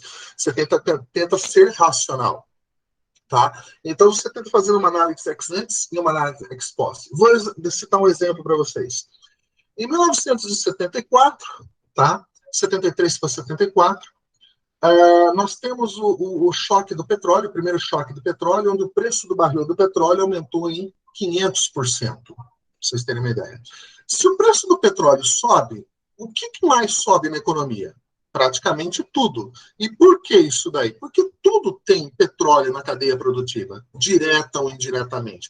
Ah, Francisco, mas eu tenho um alface orgânico que eu compro lá no supermercado. Ah, sim. E o caminhão que levou o alface orgânico lá no supermercado não usa combustível. Ah, não, mas ele é elétrico. Ah, tá, mas a tomada onde você plugou o caminhão vem de uma termoelétrica e, portanto, também usa combustível. Entendeu? Então, praticamente o petróleo está em toda a cadeia produtiva. Então, se subir o preço do petróleo, sobe tudo. Pois bem, o que aconteceu? A economia norte-americana entrou num processo ali inflacionário. O governo, inclusive o governo Nixon, na época, tomou uma medida muito famosa, que foi o fim do padrão ouro. Nós vamos falar disso aí, que não foi falar de política cambial. Mas ele acabou com a questão de atrelar a taxa de câmbio nominal ao padrão ouro. E isso levou a uma maior oscilação na taxa de câmbio. Em 79 para 80, tivemos o segundo choque do petróleo, no governo Reagan, e os Estados Unidos entrou numa recessão muito profunda. O governo Reagan, para tentar resolver esse problema da recessão, por causa desse choque do petróleo, ele estabeleceu algumas medidas econômicas conhecidas como Reaganomics, tá, na época. Ele falou, olha, eu preciso estimular o consumo das pessoas, por quê? Porque se as pessoas aumentarem o consumo, as empresas vão vender mais, se as empresas venderem mais, elas vão produzir mais, se elas produzirem mais, elas vão contratar mais pessoas, que vai gerar mais renda, que vai aumentar o consumo, gerando um círculo virtuoso. Até aí, se vocês pararem para pensar, faz sentido essa lógica que eu falei para vocês? Faz total sentido. Pois bem, o Reagan ele fez isso, ele deu uma isenção do imposto de renda para a classe média e média alta nos Estados Unidos, e assim, essa isenção do imposto de renda que incide diretamente ali sobre o contra-cheque do indivíduo, ele teve um aumento de renda. O que aconteceu foi que o tiro saiu pela culatra. Não aumentou o consumo, muito pelo contrário, a poupança aumentou. E o pessoal falou, mas por que aconteceu isso? Justamente porque as pessoas não acreditaram que aquela política econômica iria dar resultados, ou seja, eles não acreditaram que o governo fosse resolver o problema. E daí a importância de uma variável chamada expectativa. Vocês veem o Paulo Guedes falando direto disso, eu preciso mudar as expectativas, eu preciso melhorar as expectativas. Nós vamos entender um pouquinho o que quer dizer essa variável expectativa. Mas o que aconteceu ali naquele período, 79 a 80, no governo Reagan, foi que as expectativas não eram positivas. O pessoal não acreditou no governo. Não acreditou que o governo ia dar certo. Ok? Perfeito? Por isso que a gente faz uma análise ex ante e uma análise ex post. Ok? Pois bem, outra questão também interessante, por que a gente precisa entender, estudar economia, gente? Por quê? Porque, na verdade, a gente tem necessidades. Nós temos necessidade de comer, nós temos necessidade de nos vestirmos, nós temos necessidade de lazer, nós temos necessidade hoje de estarmos próximos um do outro, com essa pandemia. A gente nunca sentiu tanto essa necessidade, né? Então, essas necessidades, nós podemos dizer até que são meio que ilimitadas. E se elas não são ilimitadas, são muito altas. Por outro lado, senhoras e senhores, tudo que nós consumimos, tá, de produtos ou serviços, tá? O meio ambiente é o fornecedor da matéria-prima básica. Vem do meio ambiente. Ninguém aqui faz comércio com outro planeta. Ninguém aqui explora outro planeta. E, portanto, a gente tem que decorrer tudo do planeta. E essa capacidade de resiliência do meio ambiente, ou seja, o que é essa capacidade de resiliência? A capacidade do meio ambiente de absorver, de nos fornecer todos os insumos, tá? Para satisfazer a nossa necessidade e absorver todos os impactos decorrentes da atividade econômica das empresas do ser humano para satisfazer essas necessidades. E, portanto, essa resiliência ela pode ser pequena, demorada ou impossível. Por exemplo, petróleo, gente. Vocês acham que petróleo é um recurso renovável ou um recurso não renovável? Não renovável. Não renovável. É renovável, gente. Você só precisa esperar uns 50 milhões de anos para renovar. Só isso, pô. Não é só isso, Walter. Esse pequeno tempinho. Por isso que a gente fala que é não renovável, né? Mas, por outro lado, um recurso pesqueiro, um recurso florestal, ele é renovável ou não renovável? Ele é renovável. No entanto, se a taxa de exploração do recurso for superior à taxa de reprodução desse recurso, ele vai se extinguir. Como é que você vai resolver esses conflitos? Como é que você vai regular isso? Você pode regular isso de várias maneiras, mas o problema é que esse conflito vai gerar conflitos de ordem econômica, social, ambiental ou institucional. Problemas de ordem econômica. Países que se desenvolveram utilizando todos os seus recursos. Os países que não se desenvolveram ainda têm recursos. Ah, mas eu quero explorar meu recurso. Ah, mas se você explorar, você vai estar produzindo mal para o planeta. E não pode. Ah, mas eu preciso desenvolver isso. Não, mas não pode. Ah, então você transfere essa tecnologia mais moderna e menos poluente para mim? Não, peraí, vamos conversar, não é bem assim. Começa aí o conflito. Outro, problemas de ordem. Países que não se desenvolvem têm desigualdade de renda acentuada, problemas de desigualdade social, problemas ambientais na área de regulação, poluição, problema da biosfera, de ordem institucional, ou seja, leis, regulamentação que não é eficiente, esse é um outro problema. Né? Então, como é que você regula esses conflitos? Existem maneiras, por exemplo, de você regular isso através de mecanismos de comando e controle, que é quando o governo, por exemplo, coloca ali uma tarifa, quando ele coloca uma proibição, e assim por diante. Mas existe uma outra maneira do governo regular, que é qual? É através do quê? Dos mecanismos de mercado. E que mecanismo de mercado é esse que ele vai regular? Ele vai regular através do preço. O preço é uma maneira muito boa e eficiente de regular essas distorções. E aí a primeira pergunta que eu faço para vocês, gente, o que é preço? Como é que vocês definiriam preço? Alguém sabe? E eu vou usar aqui agora, eu vou colocar aqui a minha luzinha mágica. Alguém aí sabe definir preço para mim? É o valor que alguém está disposto a pagar para adquirir um produto ou serviço? Alguém está disposto a pagar para ter um produto ou serviço, é uma boa definição. Acho que preço é o valor do custo do material, do produto, associado a um lucro que a empresa precisa ter. Pode ser também, uma definição. Outros poderiam colocar um preço, entendeu? É a margem de lucro, mais a mais-valia que você está explorando do proletariado, como diria Karl Marx. Né? E aí ele fala, então vamos matar todo o proletariado. E ele fala isso no Capital mesmo. Né?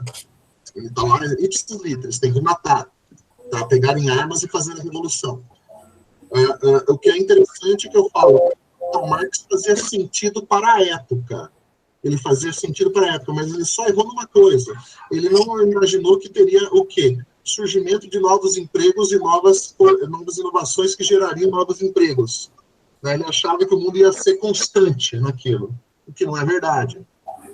Mas não vamos entrar nessa seara, que aí é uma outra aula. Mas o interessante é que tudo isso que vocês colocaram pode ser definido com preço.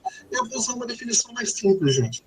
Preço é uma medida da escassez relativa de um bem. É só isso, o preço, tá? Então, o preço é uma medida da escassez relativa de um bem. Nada mais, nada menos do que isso. Isso é preço. Só isso. Tá? Em média, a escassez de um bem. A escassez de um bem. Agora, por exemplo, pergunto a vocês aqui, tá? Por que a gente chama de escassez relativa de um bem? Tá? De escassez relativa de um bem. Isso é uma coisa interessante, tá? Professor? Oi? Será que isso não é um conceito que se aplica mais às commodities, não? Quer ver? Vamos pensar. Por que você está fazendo esse curso?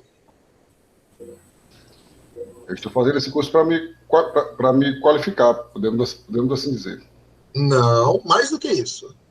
Seja honesto, Paulo. Vamos ser honestos aqui. Mais dinheiro no futuro. Oi, Felipe. Para ganhar mais dinheiro no futuro. Para ganhar dinheiro, pô. A gente Professor, estou tão desanimado em relação a isso. Gente, acho que não, viu? Tem mais esperança, não. Se a gente vai Conhecimento ganhar e dinheiro. ou não, é outro. Se eu vou ganhar, se eu não vou ganhar, eu sei que eu estou cursando para me qualificar por mim. Entendeu? Olha Não estou vendo negócio porra de dinheiro nenhum. Eita, vai no YouTube, calada, sua. Mas, pois bem, gente, mas dinheiro também é bom, não desmereçam dinheiro, gente. Dinheiro é importante. É ótimo. Não, porque quando você fala que quer se qualificar, em tese é para se manter empregável e ganhar dinheiro, né? Isso, Professor, Oi, fala, o dinheiro é Marcelo. importante porque até para a gente ter a possibilidade de ganhar mais no futuro, a gente está fazendo esse investimento agora. Vocês estão fazendo agora. No fundo, vocês estão fazendo o seguinte, o que a Suída fez ali, de certa maneira, também. Ela fez essa conta.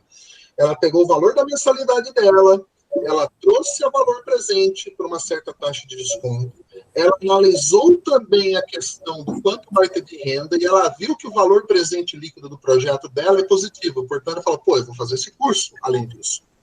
Tem muita gente que estuda também. Será, professor? Porque o investimento que nós estamos fazendo é mais de 70 mil reais. Você acha que a gente vai conseguir mais 70 mil reais em curto período de tempo? Voltando para o valor presente?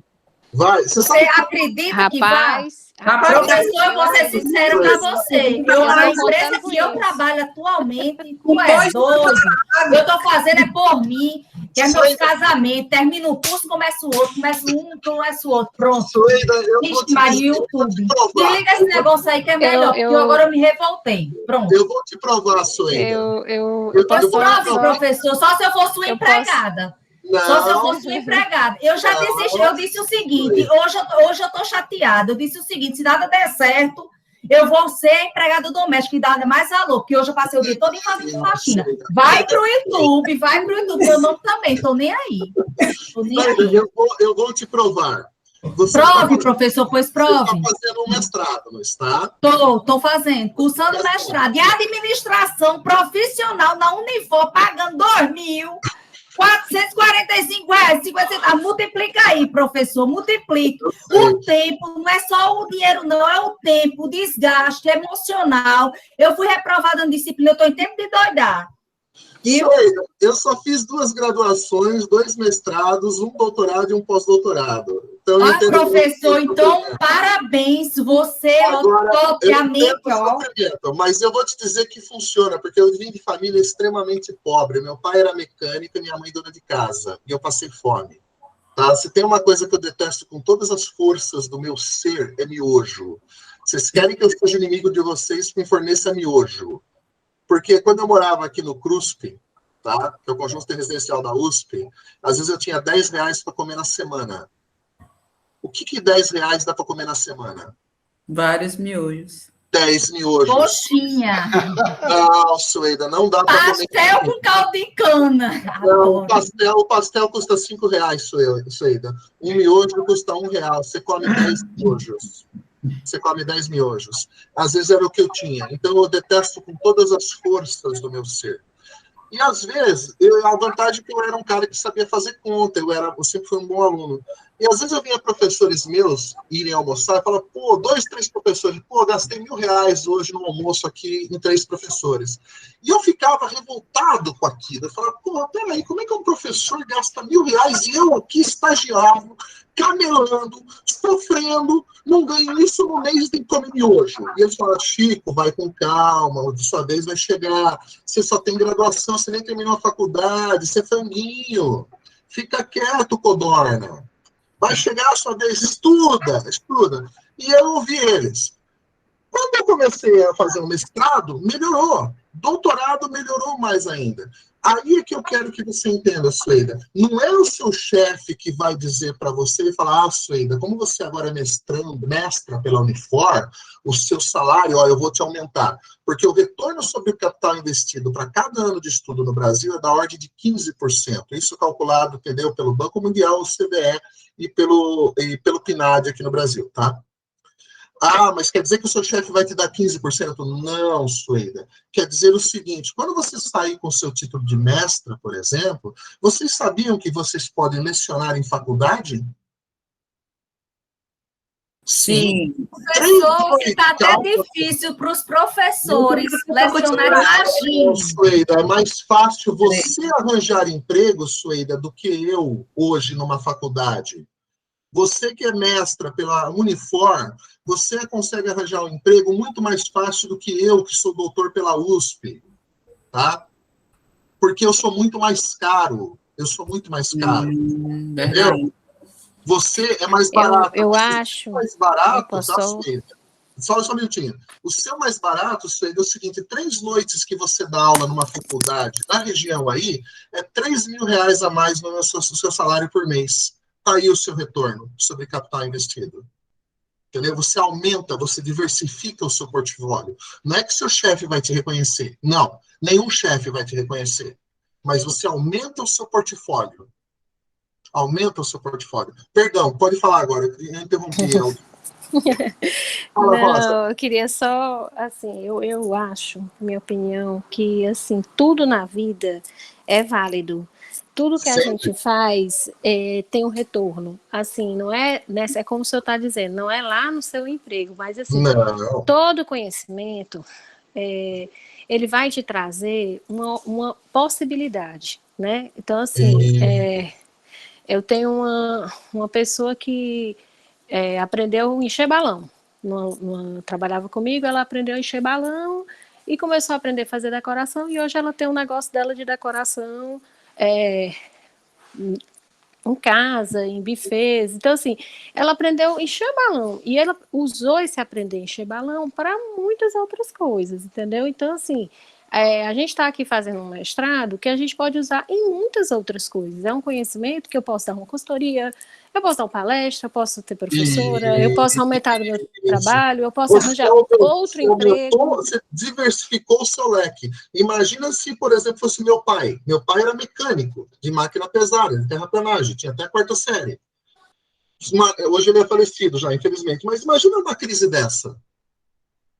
Então, assim, eu acho que a gente tem que pensar nas possibilidades. Então, tudo é uma possibilidade de você ir para um lado, é um leque. O que eu vou fazer com esse mestrado, eu é que vou atrás. Eu vou pesquisar e vou fazer com que isso me dê retorno financeiro. Eu tenho perfeita convicção de que esses 70 mil vai voltar para mim. Porque eu já tenho meu plano, não vou dizer meu plano aqui para vocês, não. Eu já tenho meu plano bem desenhado do que eu vou fazer. E assim, ele vai voltar. Não vai botar olho gordo, não. Pode compartilhar. Olha, meu plano é bom, viu? Não boto olho gordo de ninguém, tudo é meu aberto, não tem isso comigo, não. Quero informar que o professor Afonso está fazendo parte. Olha aí, professor Afonso. Meu Deus. Mas é isso, gente. Eu acho que a gente tem que pensar positivo e Sueida, não se preocupe, você vai ter sim. Essa cadeira não deu certo, mas você vai ver o que é que não deu certo, vai consertar e vai fazer melhor e você vai ter um retorno. Não se preocupe que você vai. E se seu chefe não te valorizar, Sueida, entendeu? Com esse diploma, você vira para ele uma hora e fala: lindão, tchau, tchau, tem outro que está me pagando. Por quê? Porque eu tenho valor e eu sei o quanto eu valho e o outro lá está me valorizando. Ou seja, como eu estou dizendo, vocês aqui, e voltando ao que eu estou falando com a economia aqui, o que é isso, gente? Vocês, ao estudarem fazer o MBA, vocês se tornam escassos. A palavra aqui é escassez relativa. E o que acontece? Salário é preço. Eu posso só dar uma contribuição aqui no assunto, mas vai ser coisa bem rápida. Mas é porque todo esse assunto relacionado à escassez e o retorno sobre um estudo lembra muito um livro que chama A Estratégia do Oceano Azul. Não sei se alguém de vocês já leu, mas é tipo assim, eu acho que conforme eu vou fazendo MBA, eu já concluí 2 MBA e estou começando esse mestrado, né? Mas é incrível como a cada curso que eu avanço, tipo assim, às vezes eu não faço e já fica assim, cadê o retorno? Mas é uma coisa muito natural, assim, como que vai ficando mais fácil do que quando você não tem nada. Às vezes você tá ali, tô só com a graduação, vou candidatar aqui a um cargo de assistente administrativo. Moço, o negócio é difícil, viu? Passar conseguir, porque tem muita gente, tá? Mas aí conforme você vai, tipo assim, não, pô, eu tô um nível acima disso, a concorrência vai ficando menor e vai ficando cada vez mais fácil arranjar uma coisa boa. Conforme o tempo vai passando, vai ficando menos, a valia vai diminuindo. Quem tinha graduação há 15 anos atrás, nossa, você é formado, né? Bacharel, parabéns, né? Depois de um tempo, quem já não tinha pós-graduação já estava ficando fora do mercado. Hoje, MBAs e pós-graduações são importantes, mas também a concorrência. Você for para entrevista de 10, 9 tem. Então, você tem que ir para cima. Justamente, Leonardo. É por isso que a gente chama de escassez relativa. O que quer dizer isso? O que a Suída falou também. Eu vou continuar estudando. E por que vai ter que continuar estudando? Porque, assim, vocês fizeram esse MPA da Unifor aqui. Vocês viram que vocês se destacaram no mercado de trabalho. Entendeu? Porque também o curso é muito bom. Tá? Eu pelo menos, eu gosto do curso e assim, eu venho do curso pegando pesado. Aí o que acontece? Entendeu? Vocês saem e vocês se destacam no mercado de trabalho. Outros colegas e vocês vão olhar, pô, peraí, mas como é que a Suída está muito melhor do que eu no mercado? Ah, mas peraí, ela fez um MPA lá na Unifor, entendeu? Fez isso, fez aquilo. Opa, peraí, então eu vou fazer também. O que acontece? Por que eu falo relativa? Porque é o seguinte, começa a entrar novamente. Lembre-se, salário é um preço. Salário é preço. Economia estuda preço. Salário é um preço ditado pela oferta e pela procura de mão de obra. Então, se você quer que seu preço seja mais alto, você tem que ser mais escasso. Você tem que ter skills, habilidades que os outros não têm. Por isso que vocês estão aqui agora. Entendeu? Por exemplo. Oi, fala, Leandro. Poderia dar uma contribuição em relação à questão do conhecimento e dos colegas. O senhor falando do CRUSP, aí eu me lembrei que quando eu sou aluno, sou médico, né? Sou formado pela Universidade Federal, e na realidade a motivação de fazer um mestrado profissional foi alguns erros que a gente comete como investidor, né? E de certa forma, eu fui um microempresário com 7 clínicas particulares ao redor de Fortaleza, na região metropolitana também, e recebi uma proposta de ter vendido, na época, em torno, todas elas, eu fazia um MBA em Gestão Financeira, Auditoria e Controladoria pela FGV, né? Uhum. E conversando com o professor, ele disse assim, Alan, faz o seguinte, você quer viver em paz? Quanto é que você acha que vale tudo? Ele disse, uns 3 milhões e meio. Pois venda tudo e viva em paz. E na época eu não pensei nisso, né? Eu sempre tentei me aprimorar nessa questão do conhecimento e amarguei um prejuízo de uns 7 milhões de reais. Em consequência disso, eu resolvi fazer um investimento no conhecimento, né? E tudo veio de uma vez, né? Só falando para a Suída que não sou você que perdeu a disciplina, não. Eu também perdi, mas não foi por isso, não. É porque todo mundo, gente. Todo mundo. Eu também estou fazendo 2 mestrados, então eu tive que priorizar um, né? Eu faço um mestrado acadêmico e o profissional. Infelizmente, o mestrado acadêmico ele requer um pouco mais, né? Que é semanal, e a gente fica um pouco ligado, principalmente eu que sou da área médica. Então, eu tive essa dificuldade, mas isso aí é um estímulo, na realidade, para a gente, porque para mim também é um conhecimento e um aprimoramento. Então, o mestrado para mim foi justamente isso, aprender e repassar também, que eu acredito que dentro da classe médica, né, hoje você vê a dificuldade que os profissionais têm. O médico sabe ganhar muito dinheiro, mas não sabe investir. Precisa de alguém nessa área que o oriente, precisa de alguém nessa área que tem esse acompanhamento, que fale a mesma linguagem, né? Então, se você quiser conversar comigo em particular, viu, estou aqui, eu sou contadora, tá? Obrigada. Então, gente, voltando aqui. Temos essas dificuldades, né? Sem dúvida. Olha aí, Suedo, 70 mil voltando, ó. Olha aí. Olha aí. Vamos pegar os contratos de contabilidade com os colegas da turma, ó. 70 mil no bolso. Mas olha só que interessante, gente. O que vocês têm que pensar é isso. Vocês não estão fazendo um mestrado em administração? Não é o que vocês estudam? O professor Afonso está aí. Ele é um especialista em competitividade. Qual é o fator de competitividade que vocês têm que ter agora em relação aos seus colegas? É conhecimento. Nós estamos entrando num mundo, senhoras e senhores, que hoje, entendeu, não vale mais o carro que você tem. Entendeu? O carro que você tem não vale nada. Entendeu? A casa que você tem vale alguma coisa, em termos de conforto. O que vale é conhecimento, é o que vocês têm na cabeça e o que vocês podem fazer com ele. Esse é o fator de competitividade das empresas hoje. Entendeu? Que o Alan colocou muito bem agora. Ele tem que entender o que é o negócio dele, entendeu? Ele é médico, mas tem uma parte que ele tem que sofrer ali, uma carência, que é a parte financeira, a parte administrativa. E não porque ele vai ter que fazer aquilo, que ele vai ter que delegar aquilo, mas ele tem que saber também cobrar. E se ele não sabe, qualquer coisa que entrega para ele, ele vai achar que está certo. Essa é a grande questão. Tá? Por exemplo, eu estou estudando programação em Python, estou fazendo um curso, entendeu, no MIT, recentemente, porque a USP tem parceria lá, então eu faço de graça. É uma vantagem de ser professor da USP, né? Mas olha só que interessante.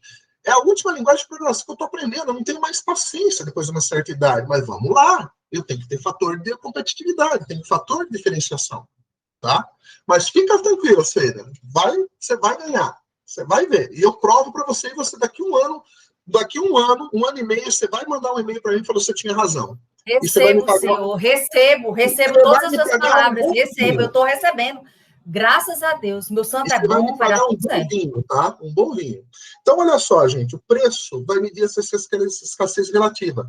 Salário é um preço, taxa de câmbio é um preço, taxa de juros é um preço, tá? A taxa de juros é um preço ditado pela oferta e procura de crédito, gente. Pela oferta e procura de moeda. A taxa de câmbio é ditada pela oferta e procura de moeda. Para vocês terem. Então, tudo é um preço. O que nós estamos... Os impostos são o quê? Também é um preço. Também é um preço. Bomba. Tá? A gente vai entender isso também. Tá? Então, isso que é o legal da economia. Nós vamos estar estudando esses preços. E colocando nesse sentido, quando a gente pensa nesses conceitos preliminares, vamos entrar aqui usando esse conceito de preço. Tá? Preço, por exemplo, gente, ele é fantástico, porque ele é um mecanismo que sinaliza muita coisa para nós. Tá? Numa economia de livre mercado, o preço nos dá muita informação. Nos dá muita informação. Vamos pensar em termos de comportamento do consumidor, senhoras e senhores. Vamos supor que vocês não conhecessem a Unifor. Tá? Vocês não conhecem a Unifor, vocês não sabem como é o curso da Unifor de mestrado. Aí vocês veem lá, por exemplo, 3 cursos no mercado. Tem o da Unifor, da Universidade B e da Universidade C. O da Unifor, como a Sueli colocou, custa lá R$ 2.400, tá? R$ 2.400. Aí tem uma outra universidade que coloca lá um curso de R$1.000 e tem a terceira, que é 10, que custa tem um custo de apenas R$200. E você não tem nenhuma informação sobre ela. Eu vou dar de 200. Se eu não conheço nenhum, não tenho informação de nenhum, eu vou pelo preço. Então, a maioria iria para de 2.200, 2.400, porque falou, olha, eu acho que como é mais cara, deve ser um curso melhor. Como é baratinha a outra, deve ser uma bomba. Ou seja, não. Na ausência de informação, você busca o preço como um critério de informação. Entendeu? Por exemplo, quando você vai comprar uma bolsa Louis Vuitton... Não, eu comparei o mesmo parâmetro, professor. Quando o senhor falou não levar em conta a instituição, eu pensei que todas tinham o mesmo parâmetro. Não, você não tem informações sobre as instituições ou sobre os cursos. Então, você só usa o preço como um mecanismo de validação de qualidade. Entendeu? É isso que eu estou dizendo para vocês. Em ausência de informação, ou seja, na assimetria de informação, o preço é o indicador. Tá? Um preço é um indicador. Isso é muito utilizado, por exemplo, no mercado financeiro. No mercado financeiro. O que acontece? Existem 2 técnicas de analisar o mercado financeiro. A análise gráfica, ou técnica, e a análise fundamentalista. A análise fundamentalista... Oi? É só uma pergunta. A gente está falando de preço puro e simples. A gente não está entrando naquela diferença de valor, de percepção do cliente, nada. É só do preço. Isso, porque você não tem essa informação. Você não tem essa informação. Então, você usa o preço como uma questão de informação. É apenas isso, tá? É apenas isso, ok? Então, é isso que é interessante. O mecanismo de preço no mercado, sem interferência do governo, ele é um bom indicador. Ele é um bom indicador, tá? Por exemplo, no mercado acionário, você olha o preço da ação para tomar decisão. E você parte do pressuposto que se o mercado é eficiente, todo o preço da ação tem toda a informação que você precisa. Por isso que o pessoal de análise técnica ou gráfica, eles usam só a evolução do preço da ação para comprar, fazer day trade e outras coisas. Enquanto o outro pessoal fala, não, eu vou fazer a tomada de decisões de compra de ações de longo prazo, olhando os fundamentos econômicos da empresa, ou seja, olhando ali os indicadores de liquidez, de solvência e assim por diante. Tá? Só para finalizar essa parte, ok? Beleza. Então, pegando esse preço que nós definimos, a gente vai usar isso, por exemplo, no conceito de PIB, Produto Interno Bruto. Tá? É uma medida, o que o PIB nos diz, gente? O PIB é uma medida, existem várias medidas, tá? Ela é uma das várias que existem, tá? Mas para que ele serve? Ele serve para medir o que é o seguinte, um fluxo de bens e serviços produzidos dentro das fronteiras de um país durante um determinado período de tempo. É isso que o PIB vai nos medir, tá? Ou seja, todos os bens e serviços finais produzidos dentro das fronteiras desse país, não importa a empresa que produziu dentro do Brasil. Produziu dentro do Brasil, vai entrar no cômputo do PIB. Ah, mas a empresa é holandesa, não importa, está dentro do Brasil? Tá, entra no cômputo do PIB do Brasil, tá? E por que a gente usa esse conceito de bens e serviços finais? Final, porque eu quero evitar problema de dupla contagem ao longo do tempo. Se você tem um bem lá que ele está dentro de uma cadeia produtiva, se eu contar esse bem dentro da cadeia produtiva, eu estou superestimando o PIB. Por isso que eu pego o bem final. Por isso que eu pego o bem final dessa cadeia. E por que eu estou mensurando isso? Porque eu quero mensurar esse fluxo de produção. O quanto você está aumentando esse fluxo de produção ao longo do tempo. Tá? E por isso que o PIB não envolve estoque, porque estoque é um fluxo que foi produzido no período passado. E, portanto, não entra. Tá? Então, por isso que ele exclui os bens produzidos no passado. Porque você quer medir um fluxo. Tá? Outra questão também muito interessante é que o PIB ele pode ser medido, então, por diversas óticas. Pela ótica da produção, pela ótica da renda, pela ótica da demanda. Cada uma delas é uma maneira de você medir o PIB. O interessante é que cada uma delas vai nos dar uma informação de como está a economia e como é que é a dinâmica econômica. E por que a gente consegue medir esses três caminhos? O legal é que por esses três caminhos a gente consegue tirar um monte de informação, inclusive o tamanho do mercado informal brasileiro, qual é o tamanho da informalidade do mercado. Isso é muito interessante. Tá? E uma outra questão também é eu consigo analisar o grau de desenvolvimento de uma economia quando eu agrupo o PIB pelos setores, ou seja, o setor primário, secundário ou terciário. Tá? Setor primário é a agroindústria, setor secundário indústria, setor terciário, setor de serviços. Tá? E como é que eu vou somar tudo isso? Simples. Aí que entra o preço para facilitar. Eu pego a quantidade do que é produzido naquele ano vezes o preço desse produto no mercado. E faço assim para os N bens que são produzidos no país ou bens e serviços finais. Francisco, mas espera aí, não dá para contabilizar isso tudo direitinho? Claro que não. Isso é estatístico, é uma média estatística. Tá? Ela é uma medida estatística. No entanto, senhoras e senhores, como ela é calculada por três caminhos distintos, o valor converge. E, portanto, é uma medida muito apurada. Outra questão. Quem define a metodologia de cálculo do PIB? É o FMI junto com o Banco Mundial. Tá? Então, tem um monte de PhD do mundo inteiro estudando isso.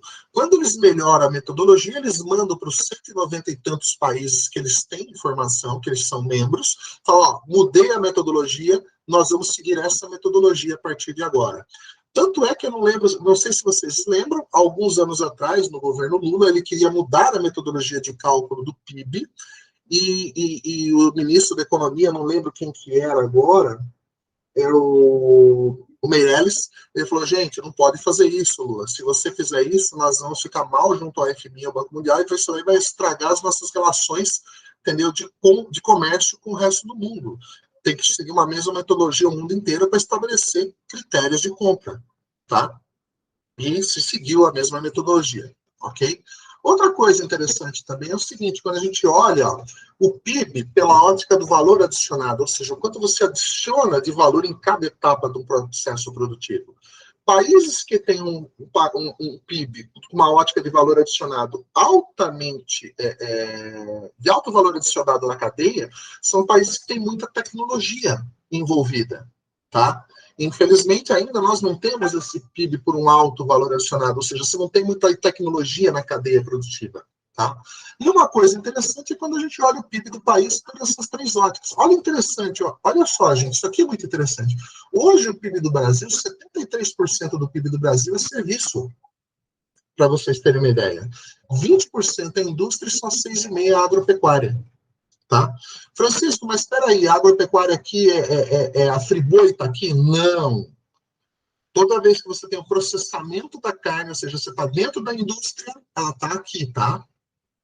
Aqui é o setor de serviços. Por exemplo, essa aula que eu estou dando para vocês é um serviço, tá? É um serviço. Serviço aí é serviço e comércio, professor? Serviço e comércio, meu caro. Serviço e comércio. Aqui está o restaurante, entendeu? Aqui está a minha aula, aqui está o mecânico, está tudo isso. Aqui está a contabilidade. E por que a indústria teve esse peso reduzido? Simples, porque muita coisa que estava dentro da indústria, você pôs para onde?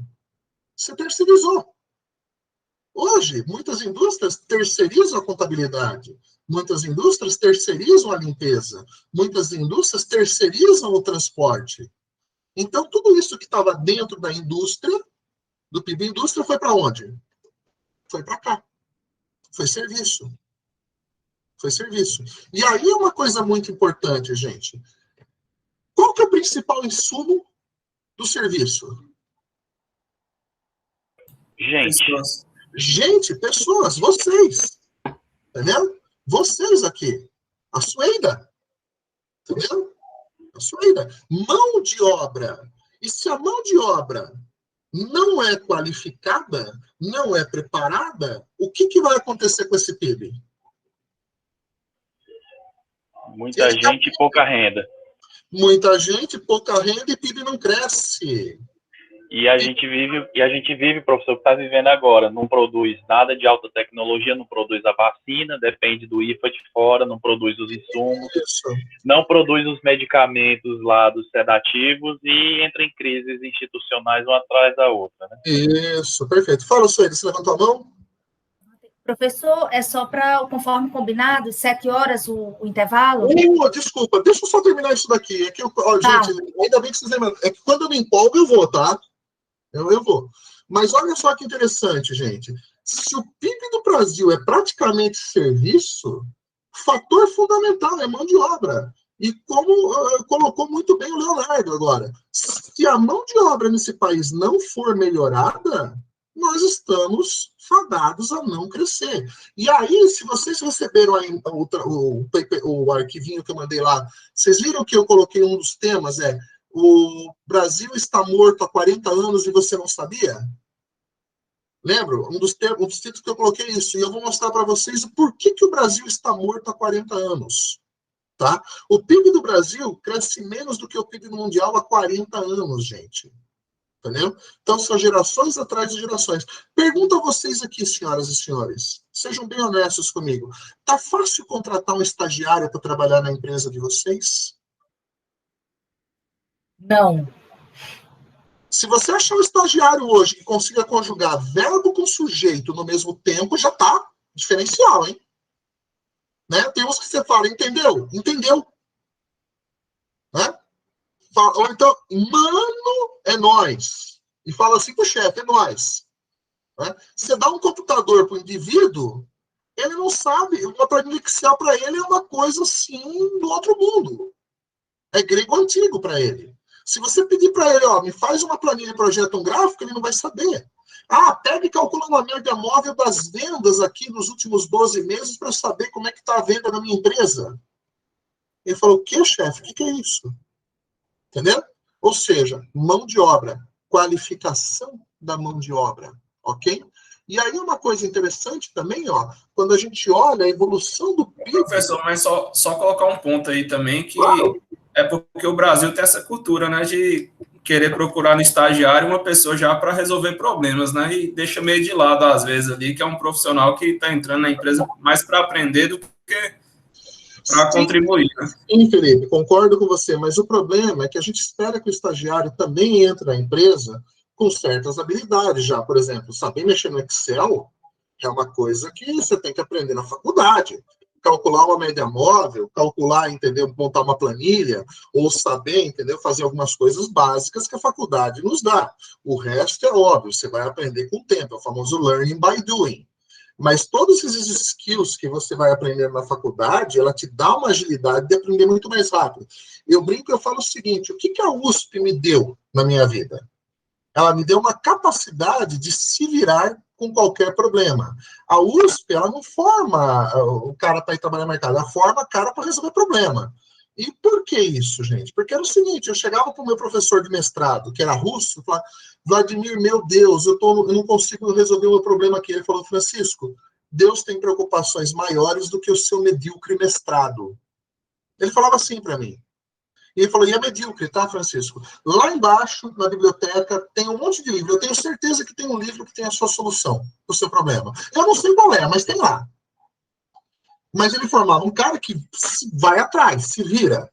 Se me der um problema hoje, eu não tenho medo. Ah, você sabe tal coisa? Eu sei, mas eu vou aprender. Eu vou ali e vou correr atrás. Isso que é o interessante da questão, tá, Felipe? Não estou dizendo que é obrigado todo mundo a fazer isso, mas eu estou dizendo que ela te dá esses skills. Agora, olha que interessante, gente, quando a gente olha, desde 1993, a evolução do PIB em número índice. Se vocês observarem, aqui o que vem puxando e salvando o PIB no Brasil, olha só qual que é. Vocês estão conseguindo ver em azul? Agro. É o setor agro. Apesar de ele ter o menor peso no cômputo do PIB, ele é o que vem, ó. Entendeu? Mesmo com essa crise aqui, entendeu? Da Dilma em diante, você vê que o setor de construção amargou um crescimento, uma queda vertiginosa, seguido pela indústria, ó, indústria, tá? Assim como também o setor, ó, o PIB, a queda do PIB, e o setor de serviços. O único que não sofreu muito esse impacto é o setor agro. Mas aí você vê que realmente o PIB ele fica bem mais sensível ao serviço e indústria, né? Você vê ali que no ano que deu uma quedazinha, aí o PIB acompanhou a mesma queda. Então, e aí nesse sentido, senhoras e senhores, quando a gente pensa nessa questão de competitividade estratégica, vocês estão fazendo mestrado em administração. Então, quando vocês olham um gráfico desses, vocês falam, opa, peraí, se eu quero olhar questão de investimento e setores, legal, setor agro é um setor que tem potencial, e aqui eu falo, pô, são setores que quando se recuperam bem, no entanto, eu tenho que ter a parcimônia de como eu vou olhar esses setores aqui no sentido de investimento. Isso que é interessante. Isso que é muito interessante. Tá? E olha só, tá? Ficou claro isso, gente? Sim ou não? Tá? Então, sim. Vocês verem que é muito interessante quando a gente constrói número de índice e vê a evolução disso ao longo do tempo. Tá ok? Então, ó, no meu são 7h10, 10 minutinhos, gente. Entendeu? Maravilha. Moisés, você tem algum irmão aqui em São Paulo? Não, professor, não. Não? Não, cara, não. Porque, ó, tem um cara que é parecido com você, ó. Parece Moisés? Não, então não. Um pouco. Muito parecido. Pela foto assim, lembra mesmo. Mostrei, deixa eu ver de novo. Muito parecido, ó. Parece. Então, é meu irmão esse daqui. Cara, Moisés, você parece meu irmão, cara. Olha aí. É incrível. Sabe que nós temos pai em comum aí, meu amigo. Pode ser. Acho que o pai dele deu uma passeada em São Paulo. Mas vocês sabem que é engraçado, gente. Eu fui uma vez assistir uma banda, junto com o professor Afonso, aqui em São Paulo, chamada Big Chico Jazz Band. E eu, batendo o papo com o cara, eu tinha tomado todas já e estava pedindo pro cara várias músicas de blues, de jazz. O cara perguntou para mim, pô, eu vi que você conhece muito e tal. Ele perguntou para mim, por que Big Chico? Aí o cara falou, não, porque é o meu nome é Francisco Carlos, né? Aí ele veio para mim e falou, mas você não quer comprar um CDzinho meu? Eu falei, então, mas você vai ter que dar um CDzinho de graça, porque eu também chamo Francisco Carlos. Aí ele virou para mim e falou, mas o meu é Francisco Carlos Barbosa dos Santos. Né? Ele falou, ele falei, puta, fudeu. Ele falou, por quê? Porque o meu também é Francisco Carlos Barbosa dos Santos. Ele olhou assim e falei, meu irmão, eu tô ficando arrepiado, só falta dizer que você nasceu em Jundiaí. Eu falei, eu também nasci em Jundiaí. Não. Aí eu e ele assustado. Eu falei, o seu pai chamava Francisco? Ele falou, também. Que é o mesmo nome. Mas aí eu descobri que o pai era Francisco Vitório dos Santos. Meu pai é Francisco Barbosa dos Santos. Muita coincidência. Mas eu ganhei um irmão. Eu vou nos shows dele e não pago nada. Mas olha, por isso que eu falo, nunca se sabe, mãe Inés. Tá bom? Gente, então fazemos um intervalinho aqui. Voltamos? Alguma dúvida que vocês querem tirar antes disso? Não? Então, são 7h10, 7h20, voltamos, tá? Eu vou interromper a gravação aqui e a gente continua, então. Beleza, professor.